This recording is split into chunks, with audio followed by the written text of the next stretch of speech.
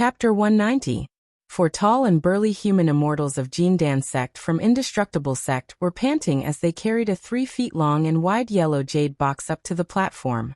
The cultivation technique cultivated by Indestructible sect specialized in tempering the corporeal body. As a result, the strength of their fleshly body was unparalleled among all 13 immortal sects of Great Yin Dynasty. The fleshly body of any human immortal of Jindan sect from Indestructible sect was at least 100 times stronger than the other Jindan sect's human immortals. With just a wave of their arms, they could exert a brute force of several hundreds of thousands of kilograms. 4 human immortals of Jindan sect from Indestructible sect were actually working together to carry a yellow jade box. And yet it was such a strenuous task? Whispers of discussion could be heard coming from all over the abodes. Many people were curiously asking about the item inside the box with loud voices. The old man who hosted the auction gave a few loud laughs, pretending to be mysterious as he stood right next to the box, bragging about how difficult it was to obtain the treasure in the box, and how for the sake of this treasure, over 1,000 men from 2 major merchant alliances were killed. Only then was it finally retrieved from the underground abyss. Amidst the urging voices that kept coming out from the surrounding abodes, the old man slowly opened the lid of the box, revealing a clump of something that looked like a cloud of mist, sand and dust, and was wheeling rapidly around a tiny yellow speck. When the clump of yellow mist was wheeling and dancing in the air, it produced deep, muffled noises of piercing through the air, as if countless meteors were falling from the sky. Wuxia rose to his feet, forcibly restraining the impulse of rushing out and snatching the treasure. Since these fools could recognize the acquired pearl of earth element, how could they not recognize an innate spirit item like this? This was not a treasure that had taken shape, but a clump of innate earth element energy essence that was still brewing. The tiny bright speck in the middle of this clump of energy essence should be some innate spirit item, or even the embryo of an innate spirit life form. Those fog-like objects that were wheeling around it were the pure and flawless innate earth element energy essence. Even a dust-sized innate earth element energy essence weighed over 1,000 kilograms, and this fist-sized clump of innate earth element energy essence weighed at least 2 to 3 million kilograms. No wonder it took 4 Jindan human immortals from Indestructible sect to lift them up. The old auctioneer sighed helplessly and said, "This item is as heavy as a mountain. It can't be penetrated by water or fire, and can't be penetrated by spiritual sense. It doesn't seem to have any other function except that it's extremely heavy. Magic power could not be controlled, and no spells could destroy it. He did not know where it came from. Today, its starting bid is 1 copper coin. I invite those who know about treasures to bid." It was quiet all around, and no one made a sound. Everyone was trying to figure out what it was. Wuxia stared coldly at the hosts of the Rare Treasures Conference on the Jade platform, and he sneered in his heart. The base price is 1 copper coin? It might seem generous, but they had lost over 1,000 men just for the sake of this clump of earth element energy essence. The cost of their lives should be much more than this, right? But too bad, just like Nie Yaonu and her son, they could only recognize the acquired treasures, but not the innate treasures. In order to refine the essence of the 5th earth, one would have to utilize the innate energy. On top of that, the embryo of a spirit item had already been formed inside of it, which made the difficulty of refining it even greater. Without the help of an innate flame, such as the divine flame of order, one would have to possess the cultivation base of at least gold immortal to be able to refine this innate energy that had already formed its own sentience, and began to form its spirit embryo. The item was sold for 100 gold coins without much effort, and Wuxia had raised the price for the first time. After a brief moment of silence, the price was raised to 200 gold coins hesitantly. For these influential and wealthy people of Great Yin Dynasty, it was very rare for them to be so cautious when bidding in the Rare Treasures Conference. Wuxia remained silent for a while, then he pressed the black button and raised the price to 250 gold coins to the old auctioneer. After that, 300 gold coins, 350 gold coins, 400 gold coins, 500 gold coins, 800 gold coins. Amidst the fierce competition between Wuxia and the unknown bidder, the price of this clump of innate earth element energy essence skyrocketed. In just a blink of an eye, It had reached 10 million gold coins. When Wuxia raised the price to 10 million gold coins, he could not help but look around in shock. Could it be that apart from him, there was someone else who knew this clump of innate spirit item? The bidder who was bidding against Wuxia immediately changed the price, from 10 million gold coins to 10 million gold coins and 20,000 pieces of middle-grade energy stones. Upon looking at the price of energy stones, Wuxia's heart skipped a beat. Needless to say, the bidder must know this innate spirit item, and he must be a cultivator.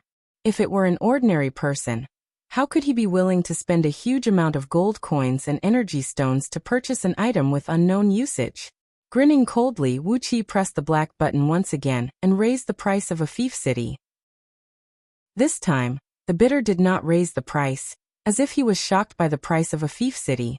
The host of the auction raised both of his hands excitedly and said, "A fief city, 10 million gold coins and 20,000 middle-grade energy stones. Is there anyone who can offer a higher price?" After asking for 3 times and making sure that no one could raise the price again, the host let out a loud laugh and said, "The one who bought this unknown treasure is Duke Wuxia of Great Yan's Duke of Tianyan. Duke Wuxia, please come up to the platform and explain to us what kind of treasure this is." Princess Zhongli smiled. She grabbed Wuxia up, stepped on a dark cloud, and flew up from the balcony amidst streaks of lightning, landing gracefully on it. She tilted her head up proudly, looking like a little phoenix who was showing off her beautiful and long feathers. She was feeling very proud in her heart. None of these people could recognize this treasure, and yet Wuxia still managed to buy it with a sky-high price. Clearly, he must know what this treasure was. In other words, Wuxia's knowledge was much broader than all the people here, and this had made Princess Zhongli feel very honored. Looking at Princess Zhongli, who had a 5-colored divine ray shrouding her back, dark clouds rolling and rocking under her feet, and electric arcs flashing around her body, all the people on the platform frowned. They bowed to her according to the rules, then took a few steps back. Even Lord Heavenly Spirit, who hated Wuxia to the core, was frowning when he saw Princess Zhongli. His expression was filled with fear. Princess Zhongli's despotic power in Ji City had indeed reached a stage where even the gods and ghosts would avoid her. With her head held high, Princess Zhongli walked proudly to the yellow jade box. She gave the innate earth element energy essence a glance, then smilingly turned to Wuxia and said, "Wuxia, tell me quickly, what is this thing? I've never seen such a strange thing before, and it can't even be found in the treasure vault of the Imperial Palace." The treasure vault of the Imperial Palace contains all kinds of treasures, but I've never seen something that can't even be penetrated by divine sense. With a smile on his face, Wuxia walked to the yellow jade box, casually placed the clump of innate earth element energy essence into his storage ring. After that, he patted on his chest, cupped his fist at the surrounding abodes and said, "Ladies and gentlemen, I Wuxia am sorry for making a fool of myself.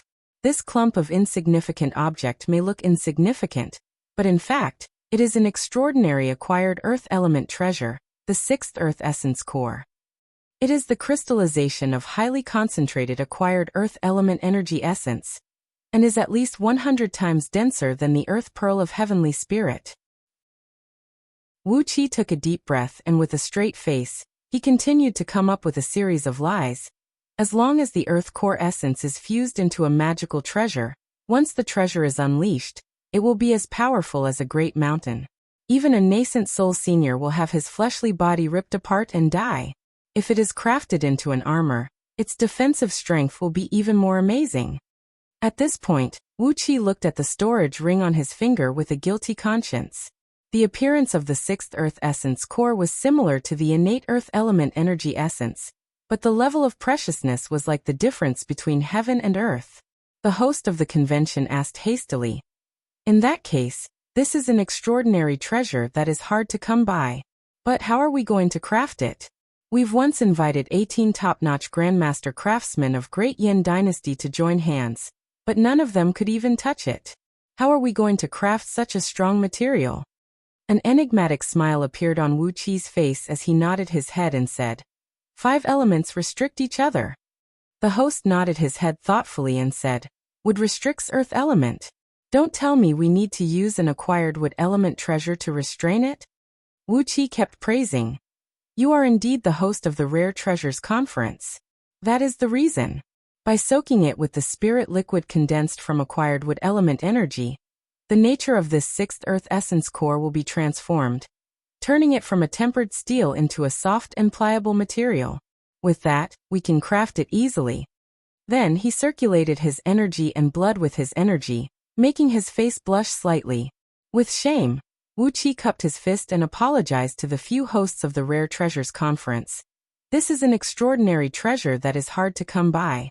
In the end, I, Wuxia, have only paid such a small price for it. I'm truly ashamed, truly ashamed. Wuxia behaved like a simple and honest young man who had just taken a great advantage of something. The few old men quickly returned the gesture and said, We don't dare, we don't dare. Duke Wuxia has broadened our horizons. In the future, when we see this treasure again, we won't let it be covered in dust. We have to thank Duke Wuxia for clearing up the doubts in our minds.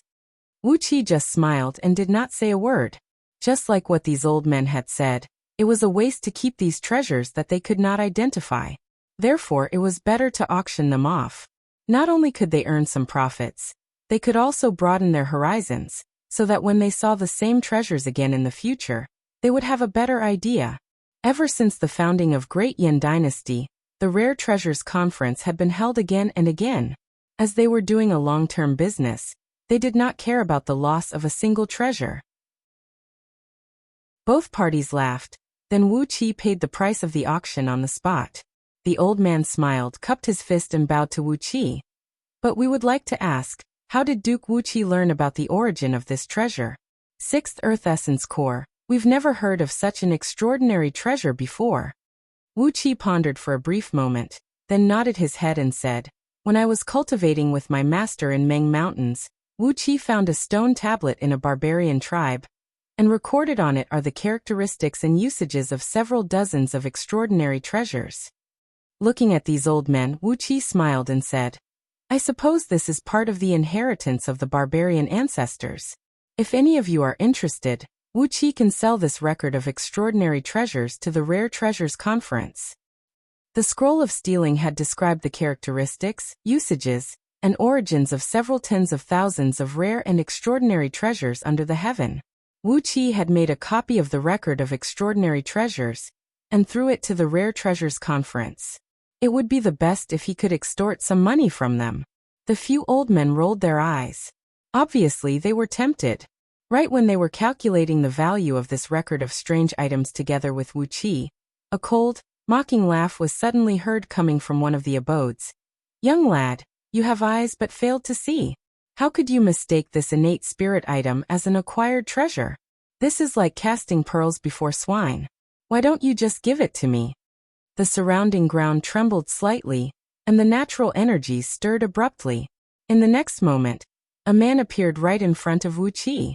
Not allowing Wuxia to say anything, the man, whose entire body was shrouded in a black cloak, stretched out his hand and grabbed towards Wuxia. When he did that, a loud rumble came from all the surrounding hills, and a large sheet of yellow mist sprayed out from them. It was as if several dozens of great mountains were smashing down from above. An enormous magnetic force came sweeping over along with a jarring whistle. The jade dais in the center of the lake disintegrated immediately, while the few old men who hosted the conference were squeezed and shredded into a meat paste by the frightening distance while howling miserably. Lord Heavenly Spirit, Layman White Clouds, and the other 3 Earth Immortals who were responsible for guarding the conference cried out in alarm at the same time. When the man grabbed down, they staggered back like duckweeds in the wind, and their bodies were thrown high up into the sky by the tremendous magnetic force. Then a hoarse voice was heard coming from the abode just now. Help! Someone is trying to kill me. I don't know that man, but he was forcing me to bid just now. The surrounding abodes were thrown into chaos. From the abodes of the 13 immortal Tao sects, beams of blinding light shot out. Chapter 191. The energies from the underground energy veins, the energies from the surrounding mountains and rivers, the water vapor from the lakes, the driving force from the few small rivers and streams, and the gentle breeze blowing from the surrounding woods. With a single grab, all the natural energies in the surroundings were transformed into a tremendous magnetic force and smashed down from the sky. Apart from this extremely pure magnetic force, which was like a great python strangling its prey, with the jade platform in the center of the lake as its core, there were no other energies. 2 balls of green ghost flames burst out from the eyes of the black-robed man. He stared fixedly at Wuxia, sneered and said, "Hand over the innate earth element energy essence, and the black dragon spirit ring that belongs to my emperor, and I can still capture you alive and hand you over to my emperor. If you refuse, I'll crush your fleshly body, and leave behind your soul for my emperor. That's not a bad deal." A flame of spirit flame flickered in Wuqi's heart. With one swift move he wrapped his arms around Princess Zhongli's slender waist and leaped backward. Using all his strength he cried out sternly, "Somebody help me. This man is a subordinate of Yingzheng, the emperor of Qin dynasty, a spy from Da-Qin dynasty. He has sneaked into Great Yin dynasty."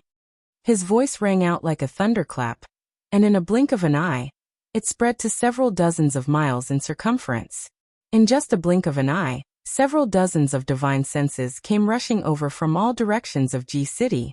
Among them, a few divine senses even brought with them a towering rage and a murderous aura as they came smashing viciously toward Wuqi like shooting stars, slamming forcefully into the protective barrier formed by the black-robed man's magnetic force. A few loud booms rang out, as 2 invisible and colorless forces collided with each other in midair, creating a few huge, translucent vortexes that could be seen with naked eyes. The huge vortexes spun rapidly in midair, and 2 small hills next to the lake flew up and were pulled into the vortexes. A series of noises that sounded like someone was chewing beans could be heard, as the 2 hills were crushed into powder, turning into earthy yellow earth energy and fusing with the magnetic force. The black-robed man shook his head, sneered and said, "You're courting death." Accompanied by an eerie, cold laugh, the magnetic force suddenly changed, transforming into a gigantic web that covered the ground within a circumference of 30 miles. A loud boom rang out, and everything within a circumference of 30 miles was completely annihilated. Whether it was the mountains, the ground, the lakes, the rivers, the flowers, the trees, or even the ordinary guards and servants who were patrolling the Rare Treasures Conference, everything was crushed into the tiniest particles by the magnetic force. The energies contained in all objects were forcibly extracted by a strange and evil force, turning into magnetic force, which increased the magnetic force within 30 miles by a few times. The auction venue of the Rare Treasures Conference had now sunk into a huge pit that was tens of miles deep. The walls of the pit were as smooth as a mirror, without any burrs. Wherever the geocentric magnetic force enveloped, even the dust would be turned into nothingness by the tremendous force. All of the force had fused into this gigantic magnetic force shield.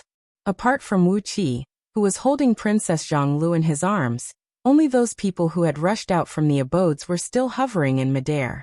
Their bodies were controlled by the tremendous magnetic force, and they were like flies trapped in amber, unable to move at all. Wu Qi was struck with great astonishment.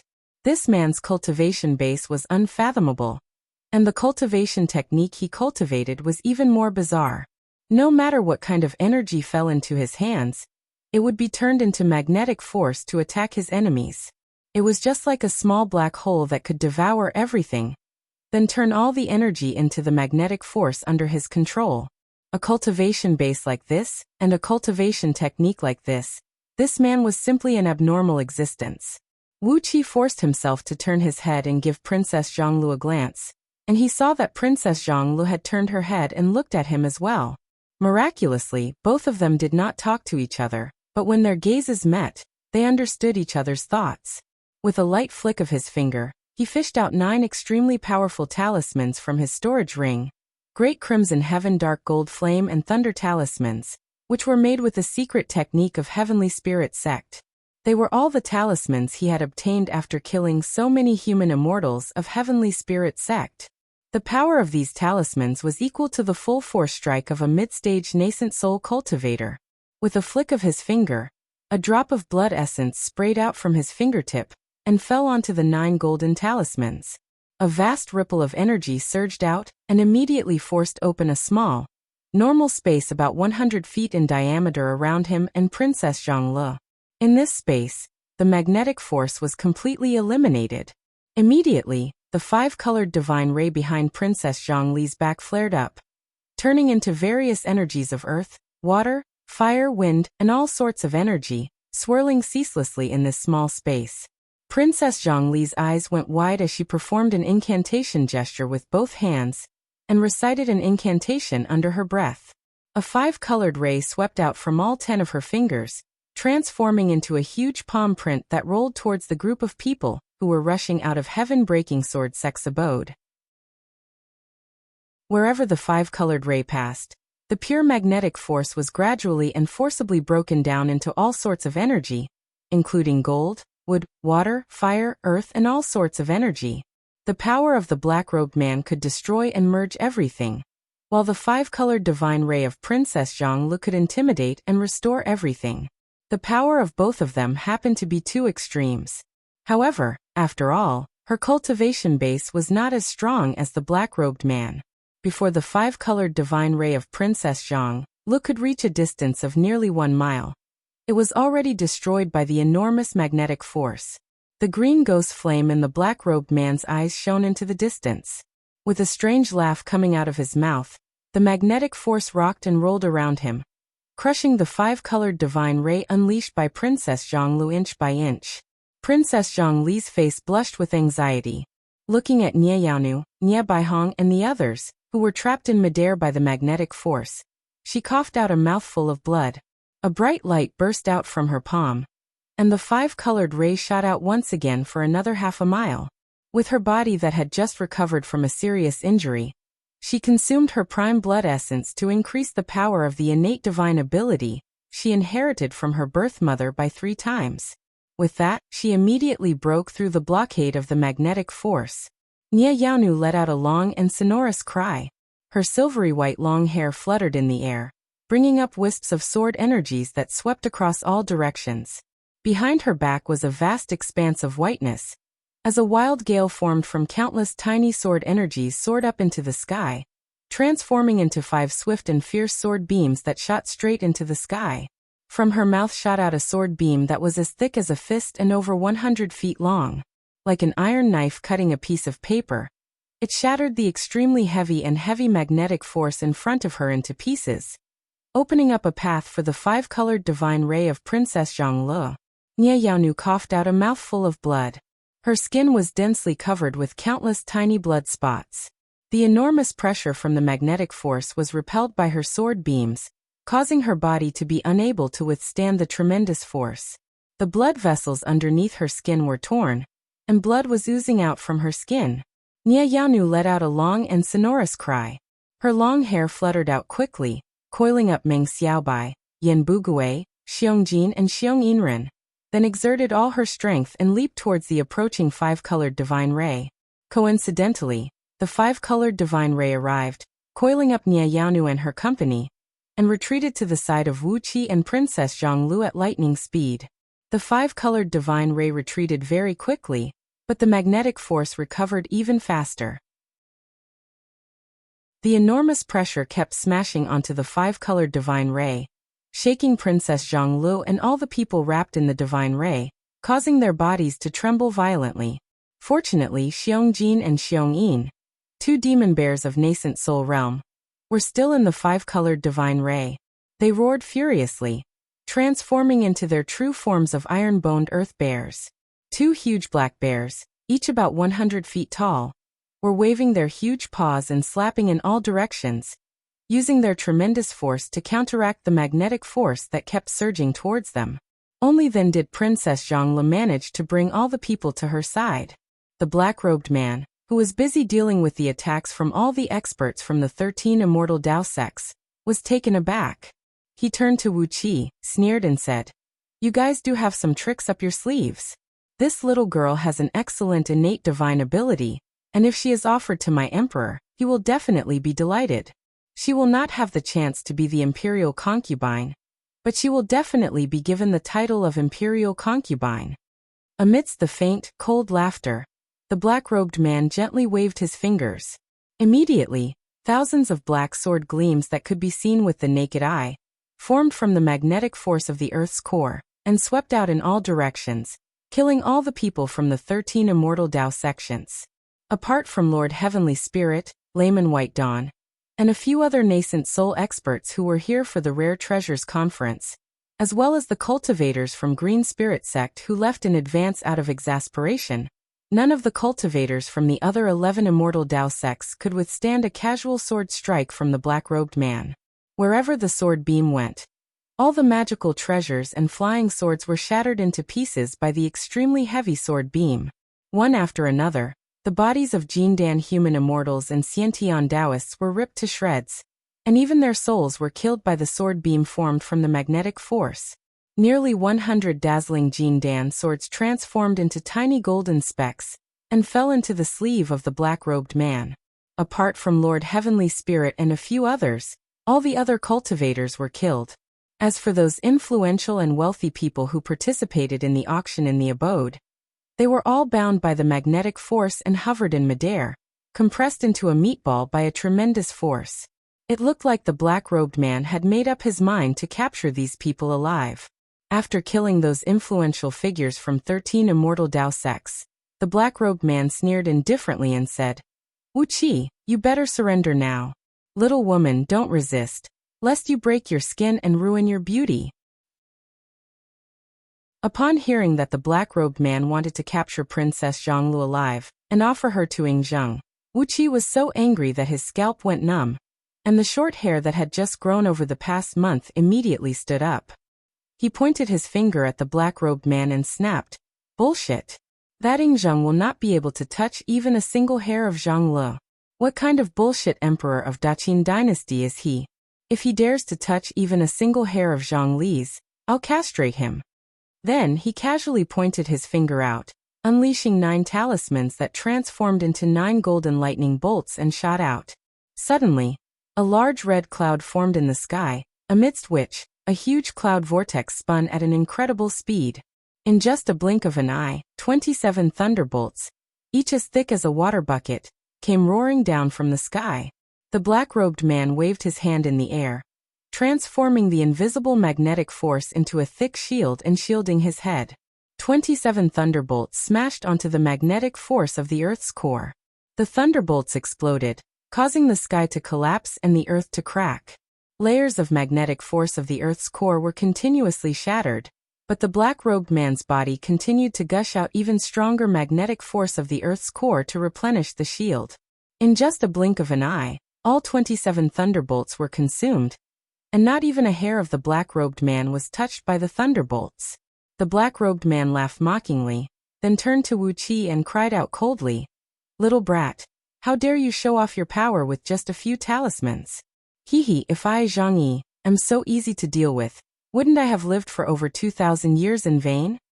He casually pointed his finger out, unleashing hundreds of thousands of palm-sized flying daggers that were condensed from magnetic force and thrust towards Wuxia. The black-robed man, Zhang Yi, had the intention to kill Wuxia. He did not want to capture him alive, but wanted to kill his fleshly body and plunder his soul. Suddenly, countless starlight sprinkled down from the sky, transforming into a large misty net that tightly wrapped Wuxia and his company. The magnetic flying daggers smashed into the starlight net and exploded, turning into dense energies of 5 elements and dispersing in the air. Countless 5-colored beams flashed and flashed in the sky, looking extremely enchanting. Zhang Yi took a deep breath, then slowly took off his cape and hood, revealing a lean face.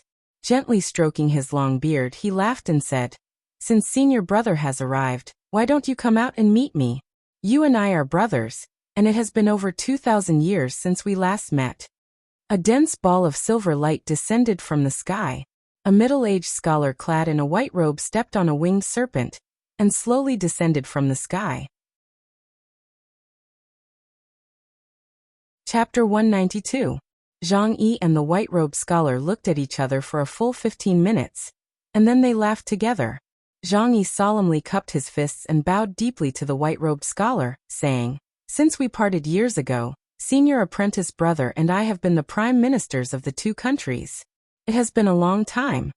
The white-robed scholar smiled and nodded, saying, "Junior apprentice brother, you have great fortune and great merit. You helped the powerful Qin unify the world. In the past, among the many disciples of Master, no one could surpass junior apprentice brother in terms of merit. Zhang Yi shook his head repeatedly and said, "Senior martial brother, you are wrong. Back then, senior martial brother had the seal of the 6 countries at your waist. The 6 countries of Shandong were all under your control. Such achievements, such prestige, junior martial brother is far inferior to senior martial brother." The two looked at each other from a distance, and then laughed loudly at the same time.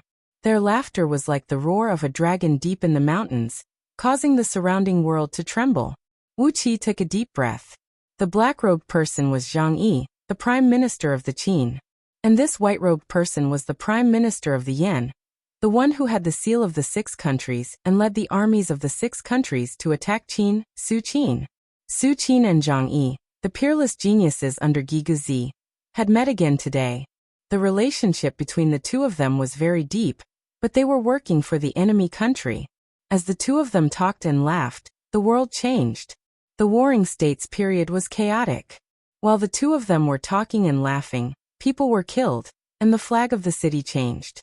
Wu Qi breathed out a deep sigh as he stared at the two men who stood facing each other in the sky. Right now, he did not even have the qualifications to go up and talk to them. All he could do was stand next to Princess Zhongli and look at the pair of peerless geniuses, peerless monsters from afar, reminiscing about the changes that happened over 2,000 years ago, and the vigorous youth they once had. They were too strong, and Wu Qi was too weak. Wu Qi raised his head and looked at the stars in the sky. At this time, the sun in the west was still a flagpole's height from the top of the mountain, but because of Su Qin's secret technique, the countless stars in the sky were shining with dazzling light, visible in the day. He looked at this strange starry sky and suddenly had an urge to trample this world under his feet. Even if he could not completely conquer this world, he must one day be like these two people in front of him, possessing peerless skills and standing proudly above everyone else. While the two of them were talking and laughing, within a radius of 1,000 miles, the wind didn't move, the clouds didn't move, the water didn't flow, and the insects didn't make any noise. It was as if nothing else in the world was qualified to make a sound when the two of them were talking and laughing.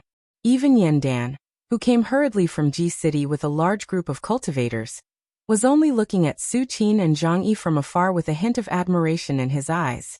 He did not interrupt the conversation between these two fellow disciples. After a full hour, Su Qin and Zhang Yi finally ended their small talk. Both of them threw their heads back and let out 3 loud laughs into the sky. After that, without any sign, the coverage of the magnetic force suddenly expanded to an area of 100 miles in circumference. Countless dark yellow earth energies rolled up from underground, transforming into a very dense magnetic force that replenished Zhang Yi's body, transforming into a dark sword energy that blotted out the sky and slashed viciously toward Su Qin. Zhang Yi let out a loud laugh and raised both of his arms high up into the sky. Suddenly, all the stars in the sky began to pour down dense silver light that looked like raindrops. The silver light and purple mist swirled and blotted the sky, transforming into a gigantic net that covered an area of 100 miles in circumference. The silver light spun rapidly and gradually became heavier and heavier. When the gigantic sword energy that was formed from the magnetic force of the earth approached, the starlight shield that was formed from the power of the stars greeted it head-on. A loud boom rang out, as Wu Qi and all the other men were knocked flying over 100 miles away by the frightening shockwave, from the venue of the Rare Treasures Conference all the way back to the sky above Ji City. From afar, one could only see a beam of dark light shooting out from the top of Zhang Yi's head, thrusting straight towards Su Qin. About 1,000 feet in front of Su Qin, there was a gigantic silver curtain that seemed to connect the heaven and the earth. No matter how the strong dark beam struck, it could only produce some faint ripples. Where the black and silver beams clashed with each other, countless tiny electric arcs splashed and splashed. These electric arcs, which were 100 times thinner than a strand of hair, exploded in all directions, creating countless holes of various sizes on the ground. The biggest hole among them was large enough to fill up a skyscraper. Wu Qi was lost in thought as he watched the fight between both men. There were no fancy tricks, no variations, just a pure contest of strength, using the purest strength to fight against the opponent. They were like two proud divine dragons soaring in the sky. They disdained to use any fancy tricks to show off their strength, and instead chose to use the most primitive physical strength to decide the winner. The ground was shaking, and countless clouds were spinning at high speed in the sky. The starlight and geomagnetic force collided with each other, causing the space 10 miles around both men to shake violently, turning into a murky gray ball of light. The figures of both men were twisting and turning in the ball of light. Gradually, tiny blood marks kept bursting out from the surface of both men's bodies, and a great amount of blood sprayed out and scattered in all directions along with the strong wind. After a stalemate of 2 full hours, Zhang Yi suddenly burst into a loud laughter and said, "Senior brother, I never thought that this time we are going to fight for our respective masters again." Su Qin laughed wildly and said, "Junior brother, you have gained a great advantage this time. In this world, there is no allied army of 6 dynasties that you can order around. The distance between dynasties is too far. Senior brother can only use the power of Great Yan dynasty to fight against Daqin. You have gained the upper hand." Zhang Yi laughed out loud as well and said, "Senior brother, please don't lie to me. Your words can never be trusted. The Daqin today is not the Daqin of the past. The Great Yan today is also not the Great Yan of the past. You and I are brothers, so this is the perfect time for us to have a fair fight. Let's see who is more skillful as our master's disciples." Su Qin said impatiently, "You are absolutely right. I heard that the army of Daqin has appeared in the Ming Mountains, less than 400,000 miles away from the border of Great Yan. Senior brother has already deployed the army here, and is getting ready to fight Daqin to determine the winner. This place is different from our homeland. Conspiracies and tricks are useless here. If we want to determine the winner, let's have a fair fight. What do you think, junior brother?" Zhang Yi laughed, nodded his head and said, "You are absolutely right. Daqin is millions of miles away from Great Yan, and it is not convenient for us to deploy the army. If we want to determine the winner, we can only do it with a battle. Conspiracies and tricks are useless here." Ha ha ha ha ha ha. Both men laughed and laughed at the same time. However, Wuxia could tell that the laughter between them was too fake. All of a sudden, a figure clad in a heavy armor emerged from the ground underneath the venue of the Rare Treasures Conference, where a large pit was dug out by Zhang Yi. The figure was holding a strong bow and a long arrow. Obviously he was Li Xian, the man who nearly killed Wuxia in Ming Mountains with just 3 arrows. The flying general of Daqin, Li Xian, was the ancestor of the flying general Li Guang in the future. His archery skill, which was secretly passed down in Li clan, was incredibly lethal. Without saying a word, Li Xian pulled the bowstring and released an arrow, aiming straight at Su Qin's back. When the arrow was released, the surrounding heaven and earth shook violently, as if a bright mirror was shattered by an enormous force. It gave off a feeling that the heaven and earth in that area was shattered. Li Xian's arrow actually had the power to shatter the void. It brought up a dazzling light, as if the sun was falling down from the sky, emitting a threatening heat as it pierced straight towards Su Qin's back. Right when Li Xian dashed out and launched a sneak attack on Su Qin, on a small hill 30 miles behind Zhang Yi, a general, who stood over 10 feet tall and had a waist circumference of nearly 10 feet, with a body like a sturdy iron ingot and a body filled with terrifyingly developed and explosive muscles, leaped out from the hill. This general, who had a body so strong that it could strike fear into anyone, was only wearing a piece of cloth wrapped around his waist, while his right hand was holding an ancient bronze spear. Ha! A furious roar rang out, as the general's right arm suddenly grew to twice its original length. The muscles on his arm bulged out, and under his skin, blue veins as thick as a baby's arm popped out. He leaned his body back forcefully, and the bronze spear suddenly transformed into a dazzling green beam, piercing straight toward Zhang Yi's back along with a frigid air. When the spear was thrust out, the ground under the man's feet shattered abruptly, and an area with a circumference of over 10 miles suddenly caved in, sinking a few miles deep. The spear transformed into a cold beam and shot out in all directions. Gradually, the spear lost its physical form, leaving behind only a large number of twisting runes, twisting and twisting, intertwining into a bright ball of light that looked like a comet, shooting up into the sky. Wherever the spear passed, the magnetic force controlled by Zhang Yi would shatter with a loud rumble, creating a huge tunnel in the ground. The spear seemed to be able to penetrate through no man's land, and in the blink of an eye, it had arrived behind Zhang Yi. Clang! Clang! Two loud noises rang out.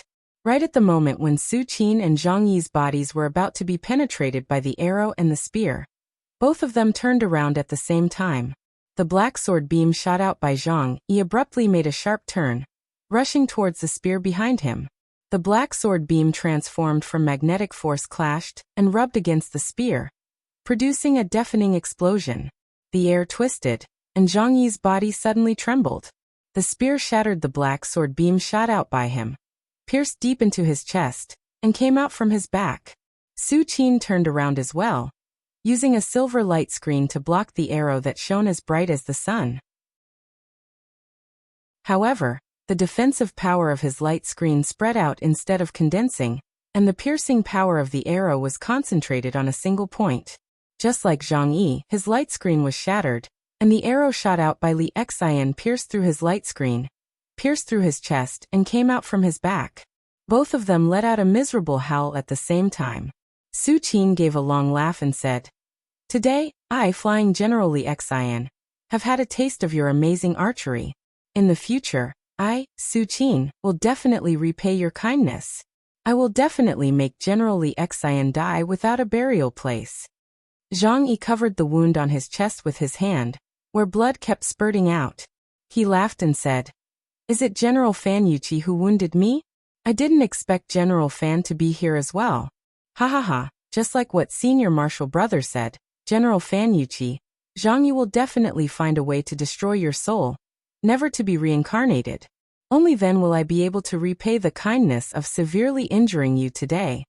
Both Senior Marshal Brother and Chi-Chi coughed out a mouthful of blood, while Zhang Yi abruptly transformed into a dark beam of light, rolled up Li Xian, and flew several hundred miles away in just a blink of an eye. In just a blink of an eye, they had vanished without a trace. Su Qin did not chase after them. Instead, he tilted his body, stepped on the flying serpent, and flew back to Ji City. While coughing out mouthful after mouthful of blood in a casual manner, he still bowed at Yan Dan with an extremely graceful manner, smiled and said, "Your Majesty, that junior marshal brother of mine is here. Great Yin is going to have a lot of troubles this time." "Hee, what Duke of Tianyan said is true. You have really bumped into the army of Daqin in Ming Mountains." Wuxia looked at Su Qin, who was coughing out mouthful after mouthful of blood, as if he was just playing with his own saliva. Wuxia could not help but twitch his lips. This pair of senior and junior marshal brothers were indeed the peerless evil men of their generation. Since they could be so ruthless to their fellow disciples who had a very good relationship with them, they were even more ruthless to themselves. Zhang Yi was severely wounded, but he still had to burn his blood essence and flee for his life in a sorry state. On the other hand, Su Qin was severely wounded, but he still had to pretend to be a gentleman and report to Yan Dan. They were indeed a pair of monsters, absolutely a pair of monsters. But Zhang Yi had chased them all the way to Ji City. Wuqia had a headache. He had to be extra careful in the coming days. Chapter 193. The Rare Treasures Conference had come to a tragic end. Among all 13 immortal sects, except for Heaven-Breaking Sword Sect and Green Spirit Sect, all the other 11 sects were holding funerals. Zhang Yi, together with Li Xian and some other hidden experts, had come to attack Great Yin Dynasty, giving them a fierce slap on the face before leaving. If not for Su Qin and Fan Yuqi joining hands and severely wounding Zhang Yi, Great Yin Dynasty would have lost all its face. Even though Zhang Yi was severely wounded and had fled far away, Su Qin was wounded by Li Xian's arrow as well. His injury was almost the same as Zhang Yi's, and neither of them had gained the upper hand. How Great Yin Dynasty was going to face the imminent threat from Daqin had nothing to do with Wuqia. He was just a Duke of Tianyan without any real power. What he was thinking now was how to improve his overall strength and power, and how to save his own life in the all-out war that was likely to break out in the future. Zhang Yi and Li Xian had traveled tens of thousands of miles all the way to Ji City, claiming that they were going to capture Wuqia alive, and bring him back to Yingzheng to vent his anger. It was evident that Daqin and the others hated Wu Qi to the core. If he didn't prepare some life-saving measures as soon as possible, even those secret palaces in Meng Mountains would not be able to give Wu Qi too much security. Just one group of secret palaces was not enough. Wu Qi pondered for a long while, and finally decided to continue building secret palaces for escaping and hiding.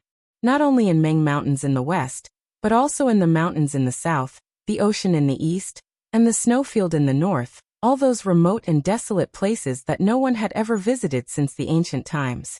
After sending the infatuated Princess Zhang Li back to the imperial palace, Wu Qi hurried back to Duke Yan Li's mansion and plunged into his own abode. For the sake of the Black Dragon Spirit Ring, Yingzheng had sent Zhang Yi, a trusted minister, to pursue him for tens of thousands of miles. Wu Qi could not wait to find out what exactly was in the ring. When he was in Meng Mountains, he had no time to check the items stored in the ring. Therefore, he had no idea what kind of precious treasures were stored in it that made Yingzheng attach so much importance to it. For the sake of this ring, Zhang Yi did not hesitate to travel tens of thousands of miles and venture deep into Ji City, a place that was as dangerous as a tiger's den or a dragon's pool. If there were not some important treasures in this Black Dragon Spirit Ring, Wu Qi would be very sad. The Black Dragon Spirit Ring had a beautiful design, as it was entirely made up of a tiny black flood dragon coiling around its body. The majestic and imposing Jiao dragon had 360 scales on its body, which was exactly the number of a heavenly cycle. There were countless tiny runes engraved on the surface of the scales. Wu Qi had to activate the mystic eyes of universe before he could clearly see the runes on the scales. Surprisingly, they had formed a great array with astonishing defensive power.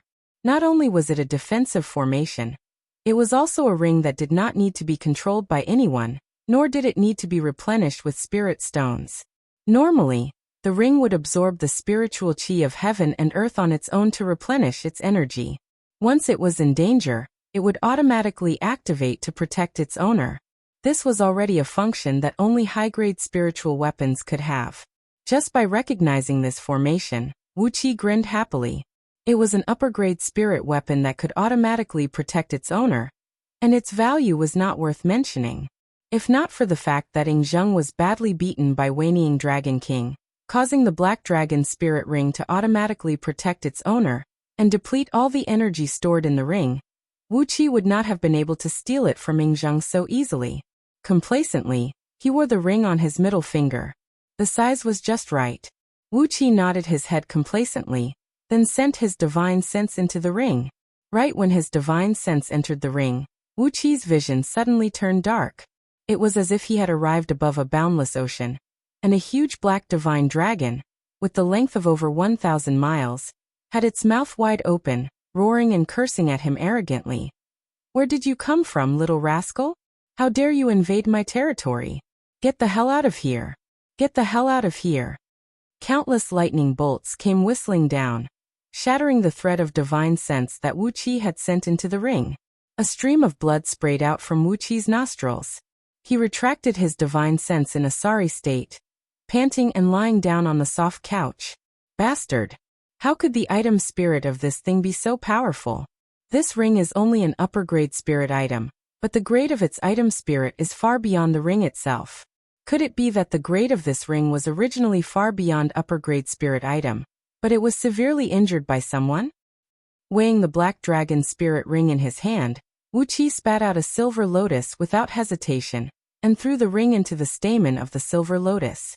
Without hesitation, the divine flame of order, which was 1 foot and 2 inches long and had the thickness of a finger, was thrust towards the Black Dragon Spirit Ring. In an instant, the ring let out a sizzling noise as it burned, and a tiny, vivid shadow of a black flood dragon abruptly emerged from within the ring. It transformed into a 1-foot-long dragon shadow, roaring desperately amidst the divine flame of order. "Keep on howling. No one will come and save you even if you scream yourself hoarse." Wu Qi crossed his arms before his chest, staring coldly at the black flood dragon, who was struggling and twitching crazily and wailing. He sneered and said, "Your master can't save you. If you want to live, you better hand over your prime nascent divinity, and let me, Wuxia, leave a tiny mark on your nascent divinity." The black flood dragon kept howling crazily, but did not pay any attention to Wuxia. Wuxia frowned. For a moment, he was filled with courage, and an evil thought filled his mind. He opened his mouth and spat out a stream of innate wood element energy towards the divine flame of order, making the purple-green innate divine flame burn fiercely. Wuxia stared at the black flood dragon, grinned hideously and said, "You don't want to submit? Then I'll refine you alive. Hee. How many times stronger will my soul be after I completely refine the soul of a flood dragon? My attainment in the Tao of primordial talismans will be greatly improved. Hee. After I refine you, I'll put the soul of a wild boar into this ring, and I'll still be able to control it." The black flood dragon was trembling with anger. He roared furiously, "This black dragon spirit ring is crafted with my true body. How dare you replace my prime soul essence with the soul of a wild boar to control it? You little rascal!" Wuxia roared angrily, "Either submit to me, or be refined and absorbed by me. It's up to you. You call yourself a dragon god, and I have a body-strengthening technique for flood dragons. Help me check if it's complete." With a wave of his hand, a light screen emerged right next to Wuxia. On it were numerous twisted characters of primordial dragons. It was the body-strengthening technique taught by Wayneing Dragon King to Catfish Flood Dragon, and then taught to Wuxia by Catfish Flood Dragon. The black flood dragon glanced at the body-tempering technique, and couldn't help but sneer. "Laughable. What kind of body-tempering technique is this? This is just a body-strengthening technique for those hybrid flood dragons who have yet to step into the realm of heaven immortal. What I've inherited is the body-strengthening technique of the true divine dragon. But you can never make me hand over the body-strengthening technique of my clan. Even Ingzheng, the emperor of Qin dynasty, failed to subdue me. I'm just borrowing his dragon energy to nourish my divine soul and restore my divine ability temporarily. You can never make me submit to you." "Refuse to submit? Fine, you can die now." Seeing that the black flood dragon was so straightforward with his words, Wuxia was even more straightforward. He sprayed out a huge amount of innate wood element energy, stimulating the divine flame of order, and making it burn fiercely. In just a blink of an eye, 70% of the black flood dragon's body was refined, turning into a tiny 3 inches long black flood dragon, twisting and struggling amidst the divine flame. A huge amount of pure soul particles shot out in all directions. Wuxia took a deep breath and absorbed all the particles into his body. To his surprise, the soul of this black flood dragon was at least 10 times stronger than Su Fu's soul. After absorbing and refining the soul energy, the strength of Wuqia's soul skyrocketed once again. He felt that his spiritual ocean was showing signs of being unable to contain his soul, and his spiritual ocean was gradually expanding because of the pressure caused by the soul energy, and the speed of expansion was getting faster and faster. Meanwhile, his divine sense had become stronger as well, showing signs of materializing. Just from the strength of his divine sense, Wuxia was now comparable to an earth immortal of peak stage nascent soul realm. Not even in his wildest dreams could the black flood dragon expect that Wuxia would be so ruthless. He let out a miserable howl, and 70% of the soul energy that he had spent thousands of years to recover was devoured and refined by Wuxia. He kept howling, glaring at Wuxia with hatred and roaring. "Little brat, what makes you think you can order me around? No matter what, I am the descendant of an ancient divine dragon, and I had the cultivation base of a 33rd tier heaven immortal when I was alive. You." Wuxia stared at the black flood dragon coldly, then sprayed out another mouthful of innate wood element energy. Once again, the divine flame of order expanded crazily, melting away more than half of the flood dragon's soul. At this point, the length of his soul was only slightly more than 1 inch, turning into a nearly translucent black flood dragon, panting heavily as he hovered and struggled desperately in the divine flame of order. Wuxia grinned hideously and said, "I hate fools like you who don't know the difference between life and death the most, and are still stubborn even when death is at hand. This is your last chance. Either you follow me willingly and let me control your nascent divinity, serve me as your master, and offer me all your cultivation techniques and mystic techniques, or become a part of my soul. Otherwise, you'll become a part of my soul." I'll use the soul-searching technique and have a 50% chance of obtaining everything I want from your soul." The black flood dragon stared blankly at Wuxia, then suddenly burst into tears. "Why are you even more ferocious than Yingzheng? At least, he still has the demeanor of an emperor, but you are just a scoundrel." Yu. Wailing, the black flood dragon obediently opened up his soul, exposing his nascent divinity before Wuxia. Then Wuxia sent out a thread of divine sense, and left a deep mark on the black dragon's nascent divinity, completely controlling his life and death. Then he scolded. "You rascal, you need to be taught a lesson." Grinning coldly, Wuxia said coolly, "Don't think Yingzheng is too kind, and don't think I, your master, am too ferocious. If Yingzheng has an innate divine flame that can deal with souls, he will still refine you." Sneering at the dying black dragon, Wuxia shook his head and said, "The demeanor of an emperor? That is bullshit." After giving the black dragon a harsh lesson, Wuxia was too lazy to ask for his name. He had sent his divine sense into the black dragon's spirit ring. An enormous storage space appeared before Wuqia's eyes. Wuxia took a deep breath and was struck dumb by what he saw. The storage space of this black dragon spirit ring was shockingly huge, so huge that it made it difficult for him to breathe. According to the records in Scroll of Stealing, a storage space of over 10 miles in length, width, and height could be ranked as a lower-grade immortal item. The enormous storage space was nearly filled to the brim. All kinds of rare herbs, blood essence of demon beasts, demon cores, skins, bones, muscles, and many other materials of demon beasts were piled up like mountains. Among them, the most precious items were located right in the center of the storage space, where 3 large golden water vats were stored, each containing several tens of thousands of kilograms of flood dragon blood essence. They were the flood dragon blood essence that Yingzheng was cultivating with the 9 dragons cauldron grand magic, but due to the lack of strength of his fleshly body, he could not absorb them. Therefore, they were all stored here.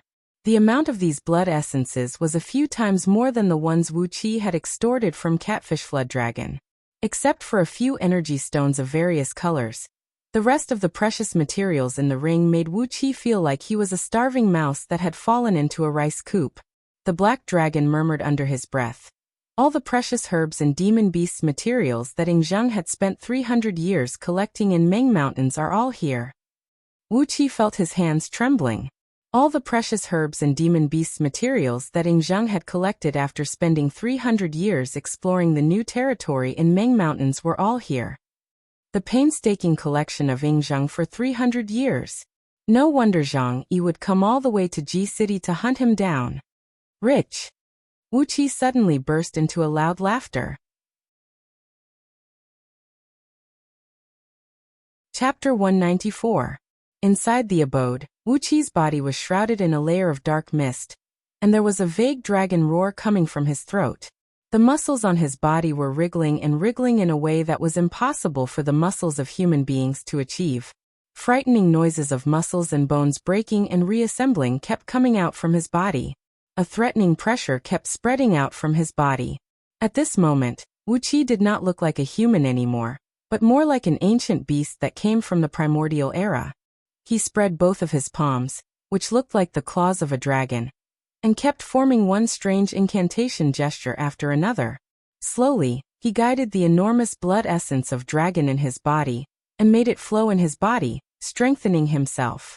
After cultivating the Dharma body of an earth immortal with the enormous energy essence and medicinal strength from Shi Tianma and his son, Wuqia's body had become as strong as an alloy ingot.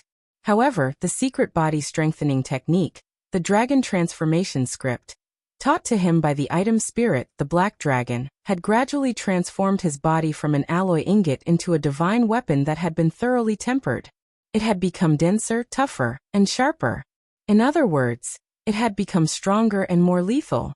Especially, the blood essence of dragon, which contained an enormous amount of life force, had made Wuqia's life force stronger and more vigorous. No matter it was the flow of his qi and blood, or the recovery ability of his fleshly body, all of them had been improved by several orders of magnitude. In just 7 days of cultivation, the functions of Wuqia's fleshly body had gone through a tremendous transformation. Back then, with the cultivation base of Jindan realm, Bai Qitian was able to fight equally with Wu Qi by relying on the secret body strengthening technique. But now, if Bai Qitian dared to fight Wu Qi with his fist, his body would definitely be smashed into pieces by Wu Qi easily. Sensing the power that was surging and flowing violently in his body like a great river, and sensing that the density and weight of his body had increased greatly, Wu Qi clapped his hands and slowly rose to his feet from the soft couch. The dark mist that coiled around his body was gradually absorbed by his body. Wu Qi swung his fist, and the air in front of his fist exploded abruptly, producing a loud and clear popping sound. Compared to 7 days ago, the strength of his fleshly body had increased by about 30%, and his meridians had expanded by more than 10%. The total amount and quality of energy that his body could hold had improved. All of these would bring great benefits to Wu Qi's future cultivation. The reason why the magical power and divine ability of dragons were stronger than the immortals of the same level was because their strong of fleshly body could hold more powerful and pure magical power. While stroking the black dragon spirit ring, Wu Qi warned coldly, "Black dragon, do what an item spirit should do. Don't of your past glory. You were just a 33rd tier heaven immortal. Of when of the spirit Ming ring. Anyway, remember, as long as I'm alive, you'll still be free one day. Of, you Qi of my and of. Wu. On. The ring Qi Wu Wu of the of. The natural energies in the surroundings were constantly being absorbed by the dragon's mouth. Gradually, the scales on the surface of the ring began to emit a faint gleam, making the black dragon spirit ring look darker and more inconspicuous. Served by serving ladies, Wu Qi washed his face and rinsed his mouth. After that, he changed into a pale green long robe and put on a large overcoat with white feathers. After that, he summoned Meng Xiaobai and a group of trusted subordinates, riding out from Duke Yanli's mansion. This time Wu Qi left Xiong Yin at Lu Qingfeng's side, and brought only Xiong Jin, Xiong Qing, and his 6 brothers with him on this journey. Since Zhang Yi had appeared in Ji City, only God knew if there were any soldiers of Daqin lying in ambush inside and outside of Ji City. The current Ji City had become more dangerous than before, as there were too many things that he had to deal with, and Wu Qi only had himself to rely on. Some of them had been piling up for a long time, and he had to find some time to deal with them. The group walked along the main street and left the inner city, arriving at the mighty Marshall Street, which had become much more deserted.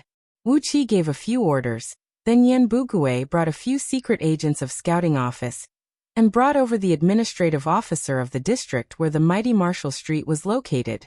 After some official documents were exchanged, Wu Qi had taken over all the houses and properties of 20 Marshall clubs on the mighty Marshall Street, including Sher Marshall Club, without paying any price. As Yen Dan had launched an attack and carried out a massive purge, the number of Marshall clubs on the mighty Marshall Street had been reduced to less than 10%.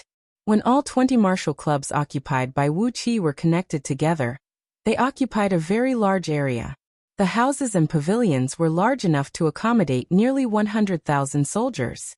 Bringing the company and taking a tour around these 20 Marshall clubs, Wu Qi pointed at them and gave them some instructions, asking Zhang Hu to write down his words. The walls between the Marshall clubs needed to be broken down, and a new defensive wall needed to be built on the outside. Of course, the defensive wall could not be as big as the city wall of Ji City, as that would be suspected of treason. Therefore, it was necessary to build some necessary defensive facilities and traps between the Marshall clubs. As an experienced barbarian hunter, Zhang Hu naturally knew how to arrange all these traps and mechanisms. After taking a tour, Wu Qi and the company returned to the front entrance of Sher Marshall Club. Looking at the upper edge of the front entrance, where the plaque had been removed, Wu Qi took out a 10,000 years old ironwood pillar, about 10 feet in diameter. Then he unleashed the sword of Greedy Wolf and peeled the huge wooden pillar into a 10 feet tall and 80 feet long plaque. Then Wu Qi carved a row of large characters on the plaque, which looked extremely arrogant. The number 1 Marshall Club under the heavens. Yan Bugui and the company stared at this ridiculously huge plaque, which was worded in an overly ridiculous manner, and gasped in astonishment. However, Wu Qi was smiling as he looked at his own work. Then he casually placed the plaque in front of the front entrance and said, Xiaobai, find a few skilled craftsmen. Don't use gold paint. Just inlay it with pure gold. It must be inlaid with pure gold. That will make it look grand. Meng Xiaobai let out a few hollow laughs and agreed to the task. Wu Qi crossed his arms over his chest, happily looking at the plaque he had made. He smiled and said, The 15,000 soldiers from Little Meng City are just 2 days away from Ji City. Those good friends of young master are coming along with them, and they will be here soon. Prepare to receive them in the next few days, and arrange for those soldiers to stay in this martial club, making them the apprentices of this club. Pointing at Meng Xiaobai, Zhang Hu, Wei Luo Kadi Maliang, and a few other hanger-ons of Lu Chengfeng, Wu Qi smiled and said, You will be the instructors of this martial club. Train these soldiers well, and make sure they become elites. 15,000 soldiers are not enough. Once we are done with the arrangement, we'll need to recruit more wandering knights from Ji City. It will be best if we can gather a total of 100,000 soldiers. Upon hearing the order from Wu Qi, Yan Bugui hastily let out a few coughs. He reminded, Wu Qi, the dukes of Great Yan Dynasty are divided into 13 grades. Our sect leader is the highest grade, the duke with purple jade seal. According to the law of Great Yan Dynasty, he can have 3,000 personal guards in Ji City. You are the lowest grade, the 13th grade, the green ribbon iron seal duke. The number of personal guards you can have is no more than 100. The maximum number of private guards Duke Yan Lu can have is no more than 3,100. Looking at Yan Bugui thoughtfully, Wu Qi nodded his head and said, So in other words, the 15,000 soldiers that we've spent months and painstakingly brought here from Little Meng City is against the law of Great Yan Dynasty. Yan Bugui quickly nodded his head and said, Yes, it is against the law of Great Yan Dynasty. Only the 8 princes and the various princes are allowed to have more than 10,000 personal guards in Ji City. No matter it is the sect leader, Duke Chengfeng, or you, even if both of your titles are added together, if the fact that you have 15,000 private guards will be known by someone, you will be in big trouble. Wu Qi clapped his hands pleasantly, smiled and said, Then all the apprentices of this number 1 martial club under the heavens have nothing to do with Duke Yanli's mansion. They are just a simple martial club. But we can hire them to work for us. We're spending money to hire people to kill for us. Isn't this not against the law of Great Yan Dynasty? Yan Bugui remained silent and nodded his head helplessly. Wu Qi smiled, nodded his head satisfyingly and said, That's right. So this number 1 martial club under the heavens has nothing to do with Duke Yan Lu and me, Duke Tianyan. They are just a simple, pure martial club under the heavens, and all the apprentices are free and wandering swordsmen. We Duke Yan Lu occasionally spend money to hire them to work for us. This is completely within the law. Yan Bugui twitched his lips, but he couldn't say a single word. Wu Qi let out a few complacent laughs, then beckoned Meng Xiaobai and his trusted subordinates, smiled and said, All right, this place is spacious enough. Follow me, I'll give you some benefits. After following me for so long, all of you are diligent in your work. Wu Qi will never forget his brothers. This time, Wu Qi had brought all 600 elite men of Meng Village, and all the subordinates of Hu Wei here.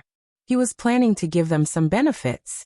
The blood essence of Flood Dragon would transform them completely, and then they would be allowed to cultivate the body-strengthening technique of Flood Dragon lineage, taught to Wu Qi by Catfish Flood Dragon. After a period of observation, Wu Qi had completely put his mind at ease with these men around him. They were all loyal and reliable men, worthy of him spending a great amount of effort to cultivate them.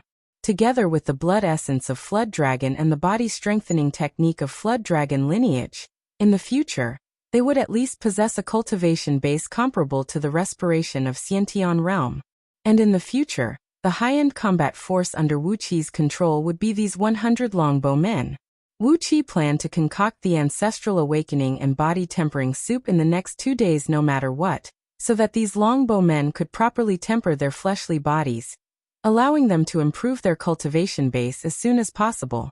While walking towards the martial club, Wu Qi was calculating the things he needed to handle. Only then did he realize that the things he had to handle were really complicated. He had to cultivate himself, and at the same time, He had to take care of all these things at the same time. It was really complicated, and he had to think carefully before he could do anything.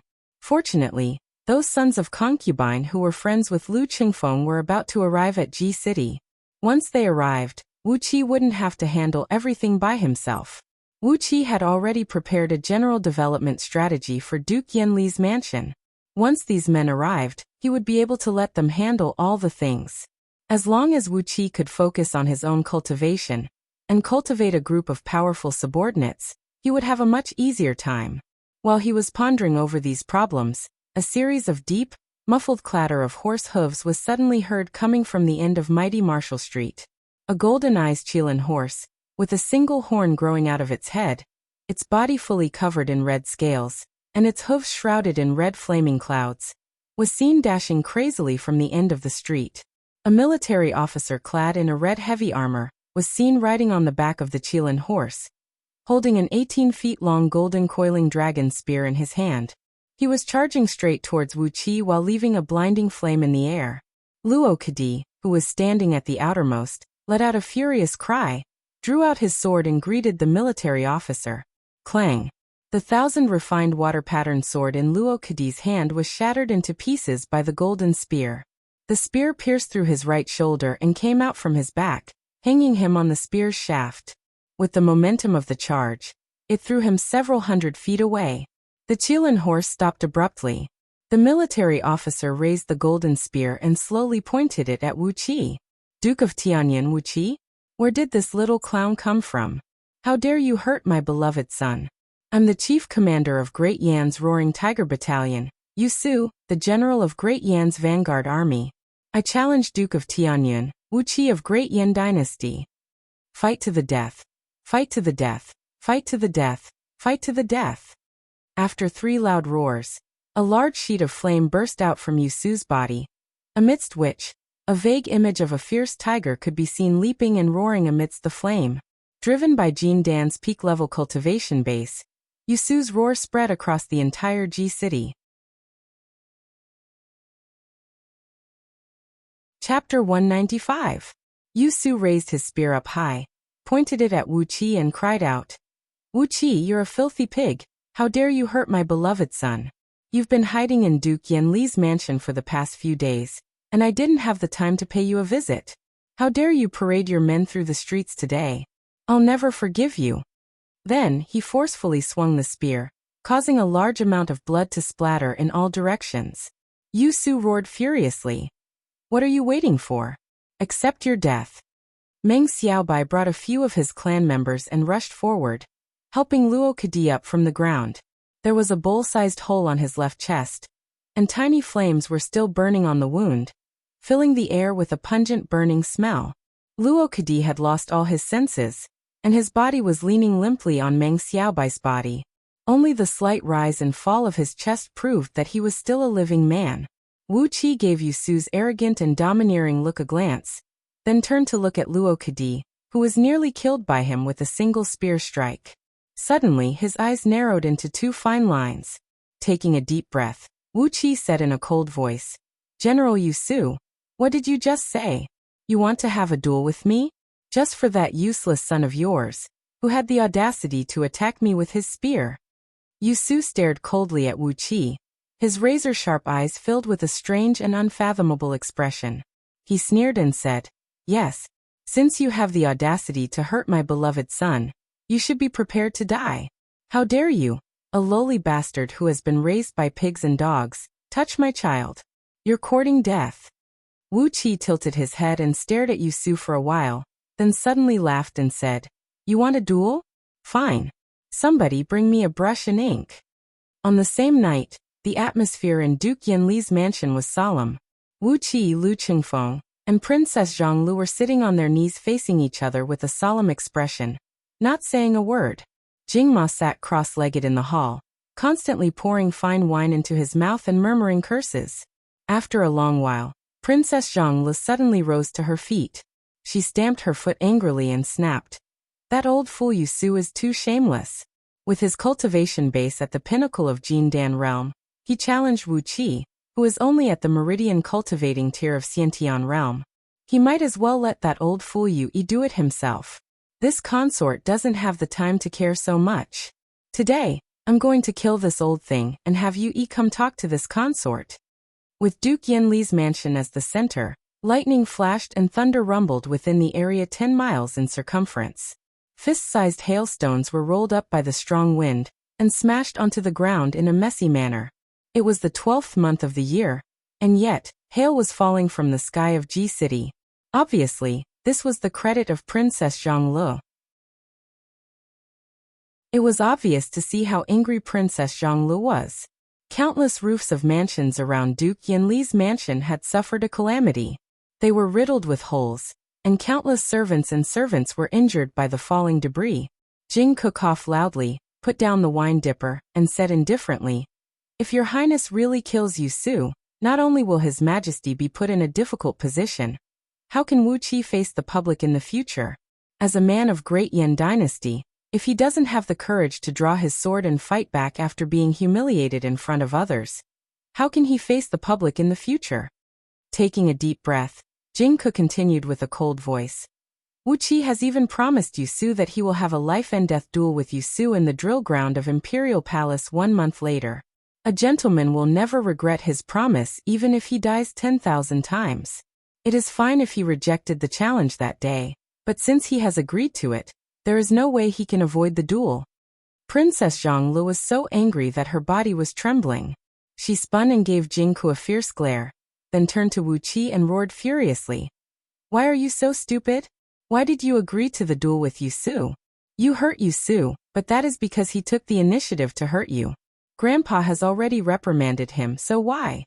Jingke interrupted Princess Zhongli's words and said with an indifferent tone, "Your Highness, that's enough.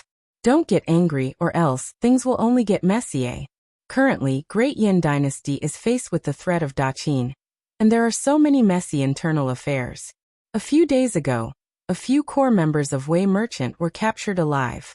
Currently, His Majesty has a lot of things to deal with.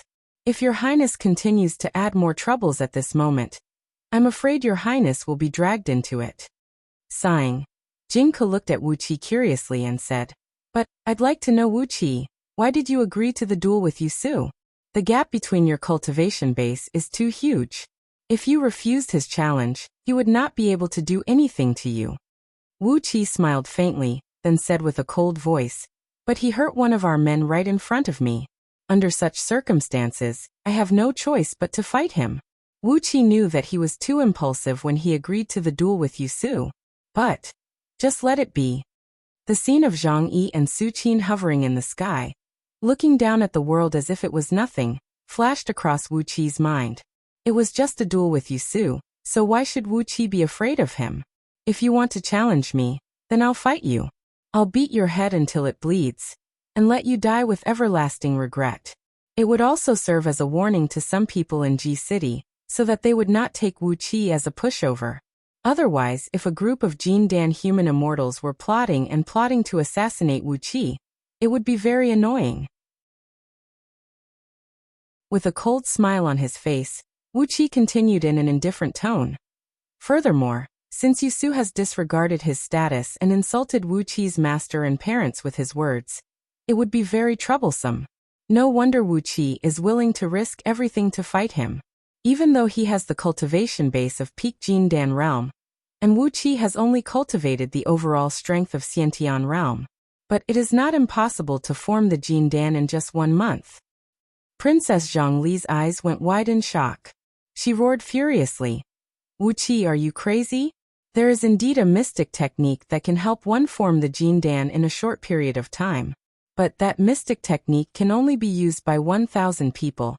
And only 1 out of 10,000 people can survive. Are you really crazy?"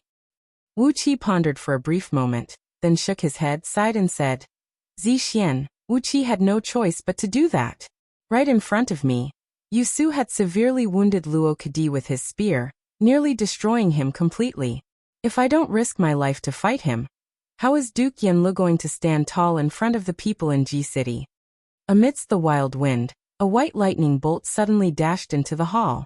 Enshrouded in an immense sword energy, Nie Baihong walked into the hall step by step. Looking at the deep footprints on the smooth floor tiles, Wuqi couldn't help but feel a pang of pain in his heart. Why did this cheap master of his always destroy so many things wherever he went? These floor tiles were all supreme-grade products handcrafted by expert craftsmen, and each of them was worth a fortune. Yet he had ruined so many of them. Nie Baihong had no idea what was going on in Wuqi's mind, or else he would definitely have drawn his sword and hacked at him. Bringing with him a frigid air, Nie Baihong walked into the hall amidst the violent hailstorm and said coldly, "Stop arguing. Yu Su's words have insulted me as well." Hee. Did he just say that Wuqi is a man trained by pigs and dogs? Doesn't that mean I'm also a man like a pig and dog? In this duel, I will fight on behalf of Wuqi. Princess Zhongli's twisted face immediately turned into a bright smile. She clapped her hands and said, "Excellent. My nephew Baihong is such an obedient and considerate man. I'll let you handle this matter. Just kill Yu Su with a single sword strike, and everything will be clean. If Yu dares to say anything, I'll make sure to wreak havoc in Yu clan." Slowly Wuqi rose to his feet, then bowed solemnly at Nie Baihong and Princess Zhongli. He smiled and said, "Master Zixian, if this is really the case, Wuqi will be too ashamed to face anyone. Since I've agreed to fight Yu Su, even if I know I'll die, I'll try my best to give it a try. Zixian, please help Wuqi get a few Jindan pills from the inner treasury of Imperial Palace, as well as the herbs needed for forming my gold core using the secret technique. Wuqi will be eternally grateful." With a proud smile on his face, Wuqi looked at Princess Zhongli, whose face had turned pale immediately, and comforted her. When forming a gold core using the secret technique, as the corporeal body cannot withstand the impact of the Jindan and the medicinal strength, the fleshly body will crack and die. However, Wuqi has saved a catfish flood dragon in Meng Mountains, and asked her for some blood essence to strengthen his corporeal body.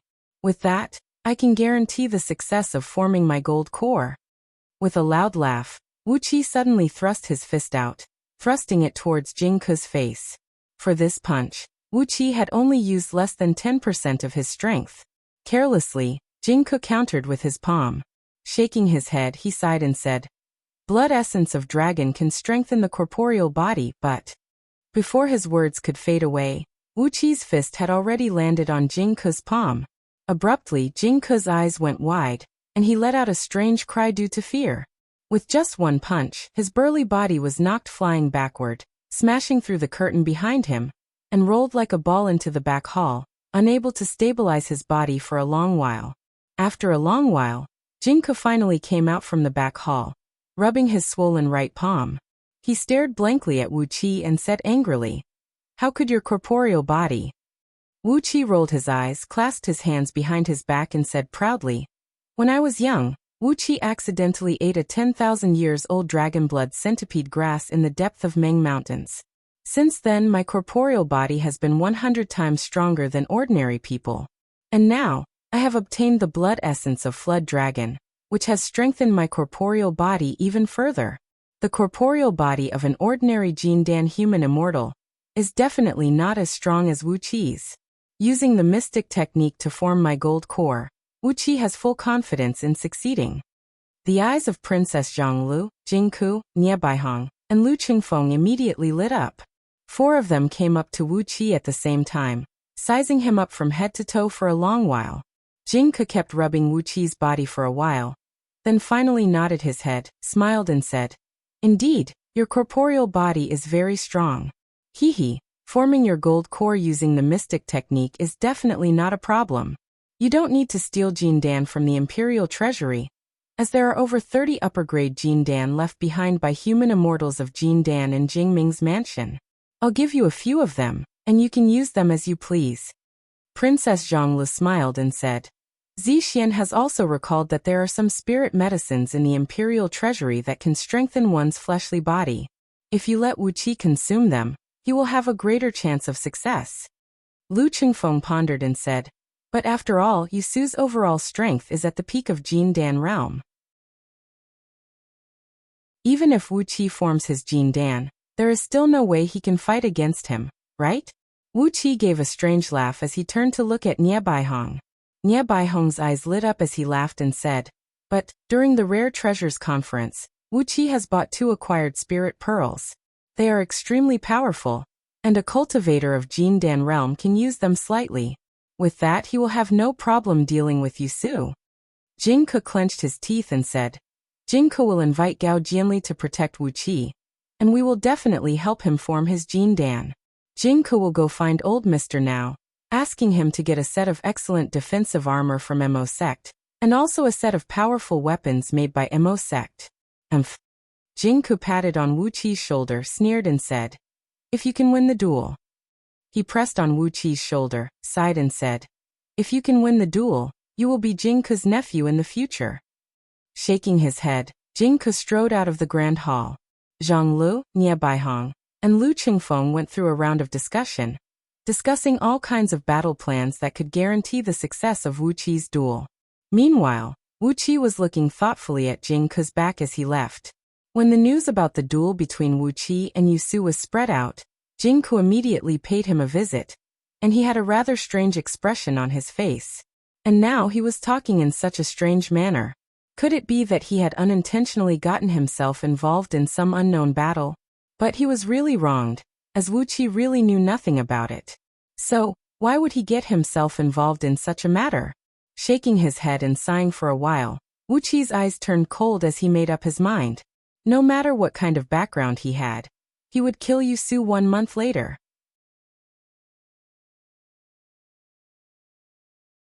Chapter 196. Once again, Yusu answered with the utmost respect.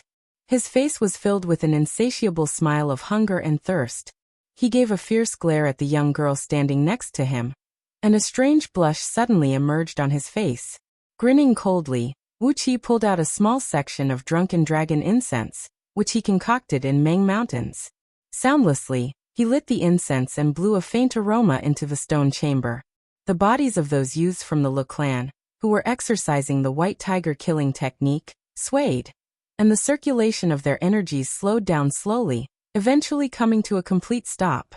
Their muscles relaxed completely, and a silly smile emerged on their faces. After that, they fell to the ground and fell into a deep slumber. Carefully he narrowed his eyes and covered the bright gleam in his pupils. Then he leaned his body sideways and peeked through the gap between the wisteria. He could see through the window on the side, and through it, he could see the exquisite pavilion that was less than 20 feet in both length and width. It was almost dawn, yet the guest Yusu was still entertaining was none other than the Prince of Run, Yin Xianchen. Effortlessly, he cut off a few veins that blocked the flow of energies into the formation, then opened up a small gap. Like a swimming fish, Wuqi plunged into the general's mansion, poking his head out from the spacious backyard of the mansion. Coincidentally, he came out from a patch of short bushes. There was no one around him, and he could vaguely see the flickering of lamps in a pavilion that was fully covered with wisterias, and vaguely heard a deep, muffled tune of a zither coming from it. Hiding in the wisterias, Wuqi was struck dumb by what he heard. After a long while, he quietly transformed into a stream of yellow mist and sped away from the place.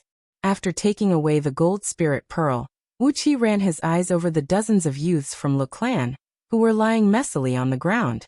They were indeed the descendants of the chief general, as all these youths were wearing storage rings that were rarely seen by ordinary cultivators. Without hesitation, Wuqi took all the storage rings off their necks. The storage ring was threaded with a thread of heavenly worm silk, and hung around his neck. Inside the ring, there were several thousand lower-grade energy stones, several dozens of bottles of various medicinal pills, dozens of mid-grade magical items, and several 100,000 taels of gold and silver, all of which were stuffed into the ring. From the corner of his eyes, he gave a glance at the direction where the light came from. Narrowing his eyes, he stealthily unleashed his enormous divine will, which was so strong that it almost materialized. Inch by inch, it scanned through the pitch-black backyard where no one could be seen. He carefully avoided the pavilion where the light was. His telegnosis sense was like a quietly rising river in a spring night, silently infiltrating the surrounding garden.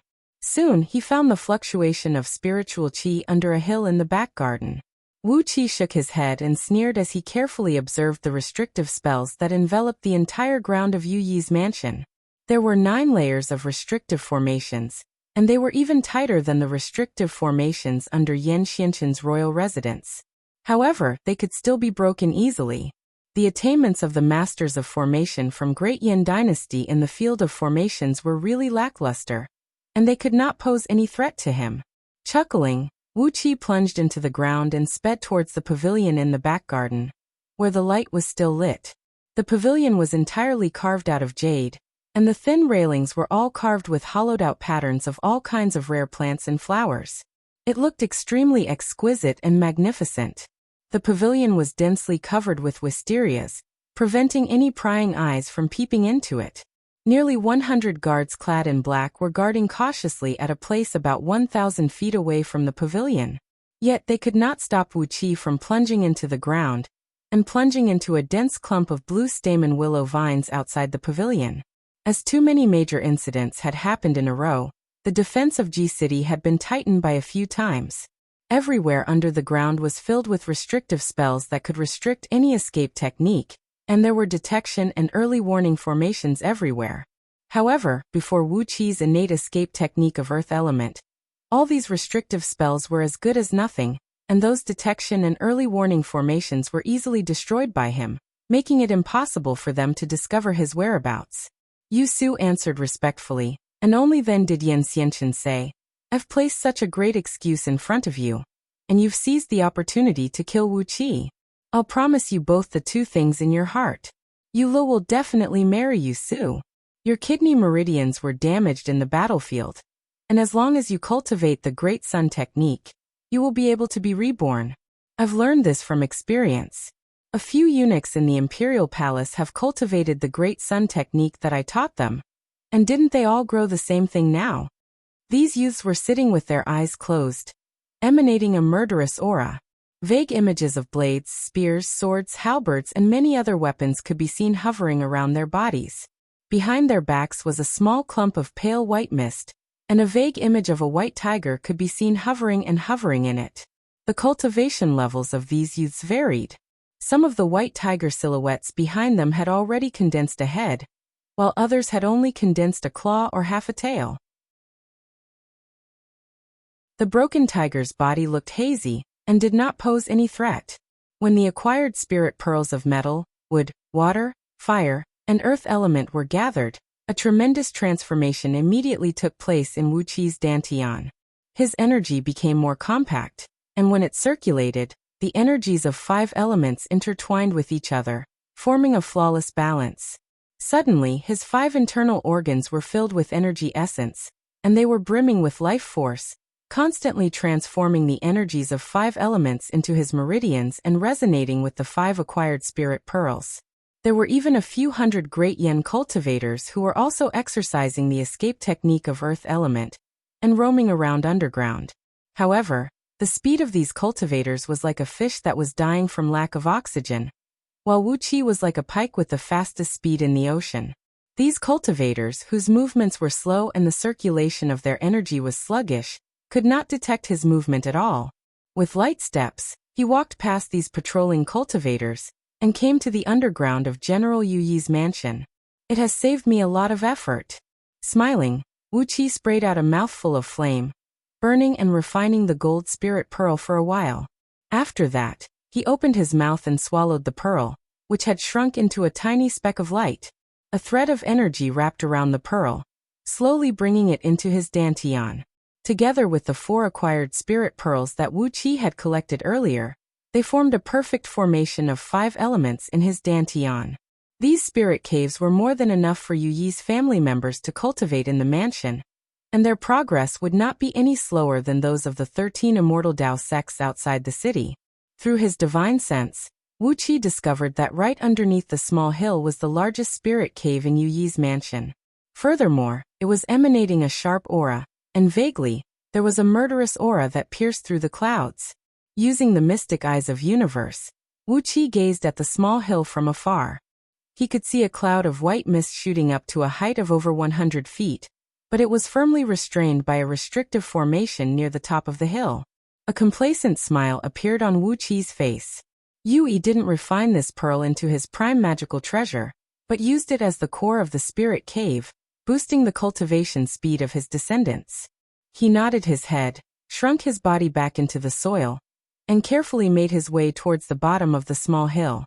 At the darkest moment before dawn, the overly enthusiastic Princess Zhonglu and the others finally left Duke Yanli's mansion, rushing to the surroundings to prepare for Wu Qi's forcefully forming the gold dan with a mystic technique.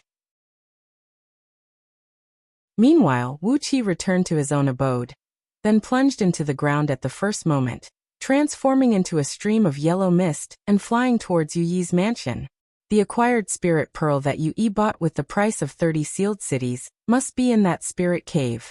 The cultivation technique that Yu Yi was cultivating was a gold element technique, the white tiger killing script, which emphasized on the slaughtering aura of the battlefield the most. All his clan members were cultivating this technique. By using the acquired spirit pearl as the core of the spirit cave, by gathering the earth energies and transforming them into the energies of 5 elements, the spirit cave would be transformed into a pure gold element spirit cave, allowing the cultivation speed of the white tiger killing script to increase by a few times. General Yu Yi was currently leading an army on a crusade against the vassal kingdoms that had colluded with Wei Merchant. Right now, the man who was sitting in the general's mansion was Yu Yi's youngest son Yu Su. Only Yu Su could be the only one who could play music in the backyard. Yu Yi was a strict man in managing his clan, and as all his other sons and grandsons were out on a crusade, Yu Su was the only one who had the right and the courage to make a scene in the backyard in the middle of the night. In the middle of the formation formed by the 5 spirit pearls, an enormous amount of energies began to interweave and gather, gradually forming into an extremely tiny dot that could not be seen with naked eyes. Wu Qi knew that this tiny dot was the embryonic form of the gold dan. As long as he cultivated according to the unity of sword energy script, he would be able to quickly form the gold dan. Noiselessly, Wu Qi squeezed out from the ground and came before the acquired spirit pearl. Lightly pointing his finger at it, he crushed several dozens of runes around it into powder. A large sheet of spirit light exploded, and the pearl was caught in Wu Qi's hand. Happily looking at the acquired spirit pearl, Wu Qi sent his divine sense into it. Sure enough, Yu Yi did not refine this pearl, but simply used it as the core of the spirit cave, specifically used to transform the natural energies. Clad in a casual outfit, he was leaning lazily on a cushion behind the table. His right hand was placed on the thigh of a young girl sitting next to him, stroking it up and down while talking to Yu Su with a smile on his face. Yu Su was sitting on his knees behind the table, putting up a posture of listening attentively. It was hard to tell how respectful and obedient he was. Less than 200 feet below the mountain, a few energy veins were converging here. The dense natural energies had formed into a mist that could be seen with naked eyes, filling a stone chamber that measured over 300 feet in circumference. A silver-white pearl, about the size of a human head, was seen hovering right in the middle of the stone chamber. Several dozens of runes were seen wheeling slowly around it. The natural energies in the surroundings were being absorbed into the pearl, transforming into a sticky and glistening silvery energy that looked like molten silver. Slowly, it spread out from the pearl, rippling layer by layer, and was gradually absorbed by the tens of young men sitting cross-legged under the pearl. He sighed lightly, grabbed the long hair of the young girl, and pulled her to his side. While fondling her delicate body, he shook his head and said, "The thunderclap is too fast for us to cover our ears, and the power of the thunderclap is truly frightening." TSK. Initially, everything was peaceful, but when Wu Qi came to Ji City, His Majesty suddenly carried out a great purge. Could it be those few old fogies who are behind this? Hee. In short, Wu Qi has to die. 2 long tables were placed in the pavilion, and on top of them were dishes, fruits, and fine wine. A thick mattress made of silver fox fur was placed on the ground, and a young girl, who only had a thin veil wrapped around her waist, was seen kneeling in a corner of the table. She was concentrating on playing a zither, which produced a melodious tinkling sound. 2 other young girls, who had the same thin veil wrapped around their waist, were seen kneeling beside the table, serving Yu Su and another young man. There were 81 huge energy veins converging under Ji City, and these 81 main energy veins eventually converged under the Imperial Palace. Therefore, the Imperial Palace of Great Yan Dynasty was the place with the densest natural energy in Ji City. As one of the few chief generals of Great Yin Dynasty, and one of the most powerful men in Great Yin Dynasty's army, there were 3 main energy veins flowing under Yu Yi's mansion, and 18 smaller energy veins converging here, forming a few spirit caves with abundant natural energy. Of course, it was impossible for him to form his gold core in Yu Yi's mansion. He needed the protection of Jing Ku and a few other men, and the help of Princess Zhonglu and Nie Baihong, using that overbearing and evil mystic technique to form his gold core. Otherwise, if he, an itinerant cultivator of Xiantian realm, somehow managed to form his golden core by himself, it would attract all kinds of strange gazes and intense attention, and that would not bring any benefits to Wuxia. When Wuxia arrived, he happened to hear Yan Xianchen talking to Yusu with a faint smile on his face. In short, you have to kill Duke of Tianyan 1 month later. I'm getting more and more suspicious that this young man is not some commoner who came from an itinerant cultivator family, but someone sent by Jing Ku and Gao Jianli to stir up trouble in Ji City. Since they are trying to muddy the waters, we will have to kill Wuxia first. Let's see what other tricks they have up their sleeves. Wuxia gave the man a careful glance, and his heart immediately thumped.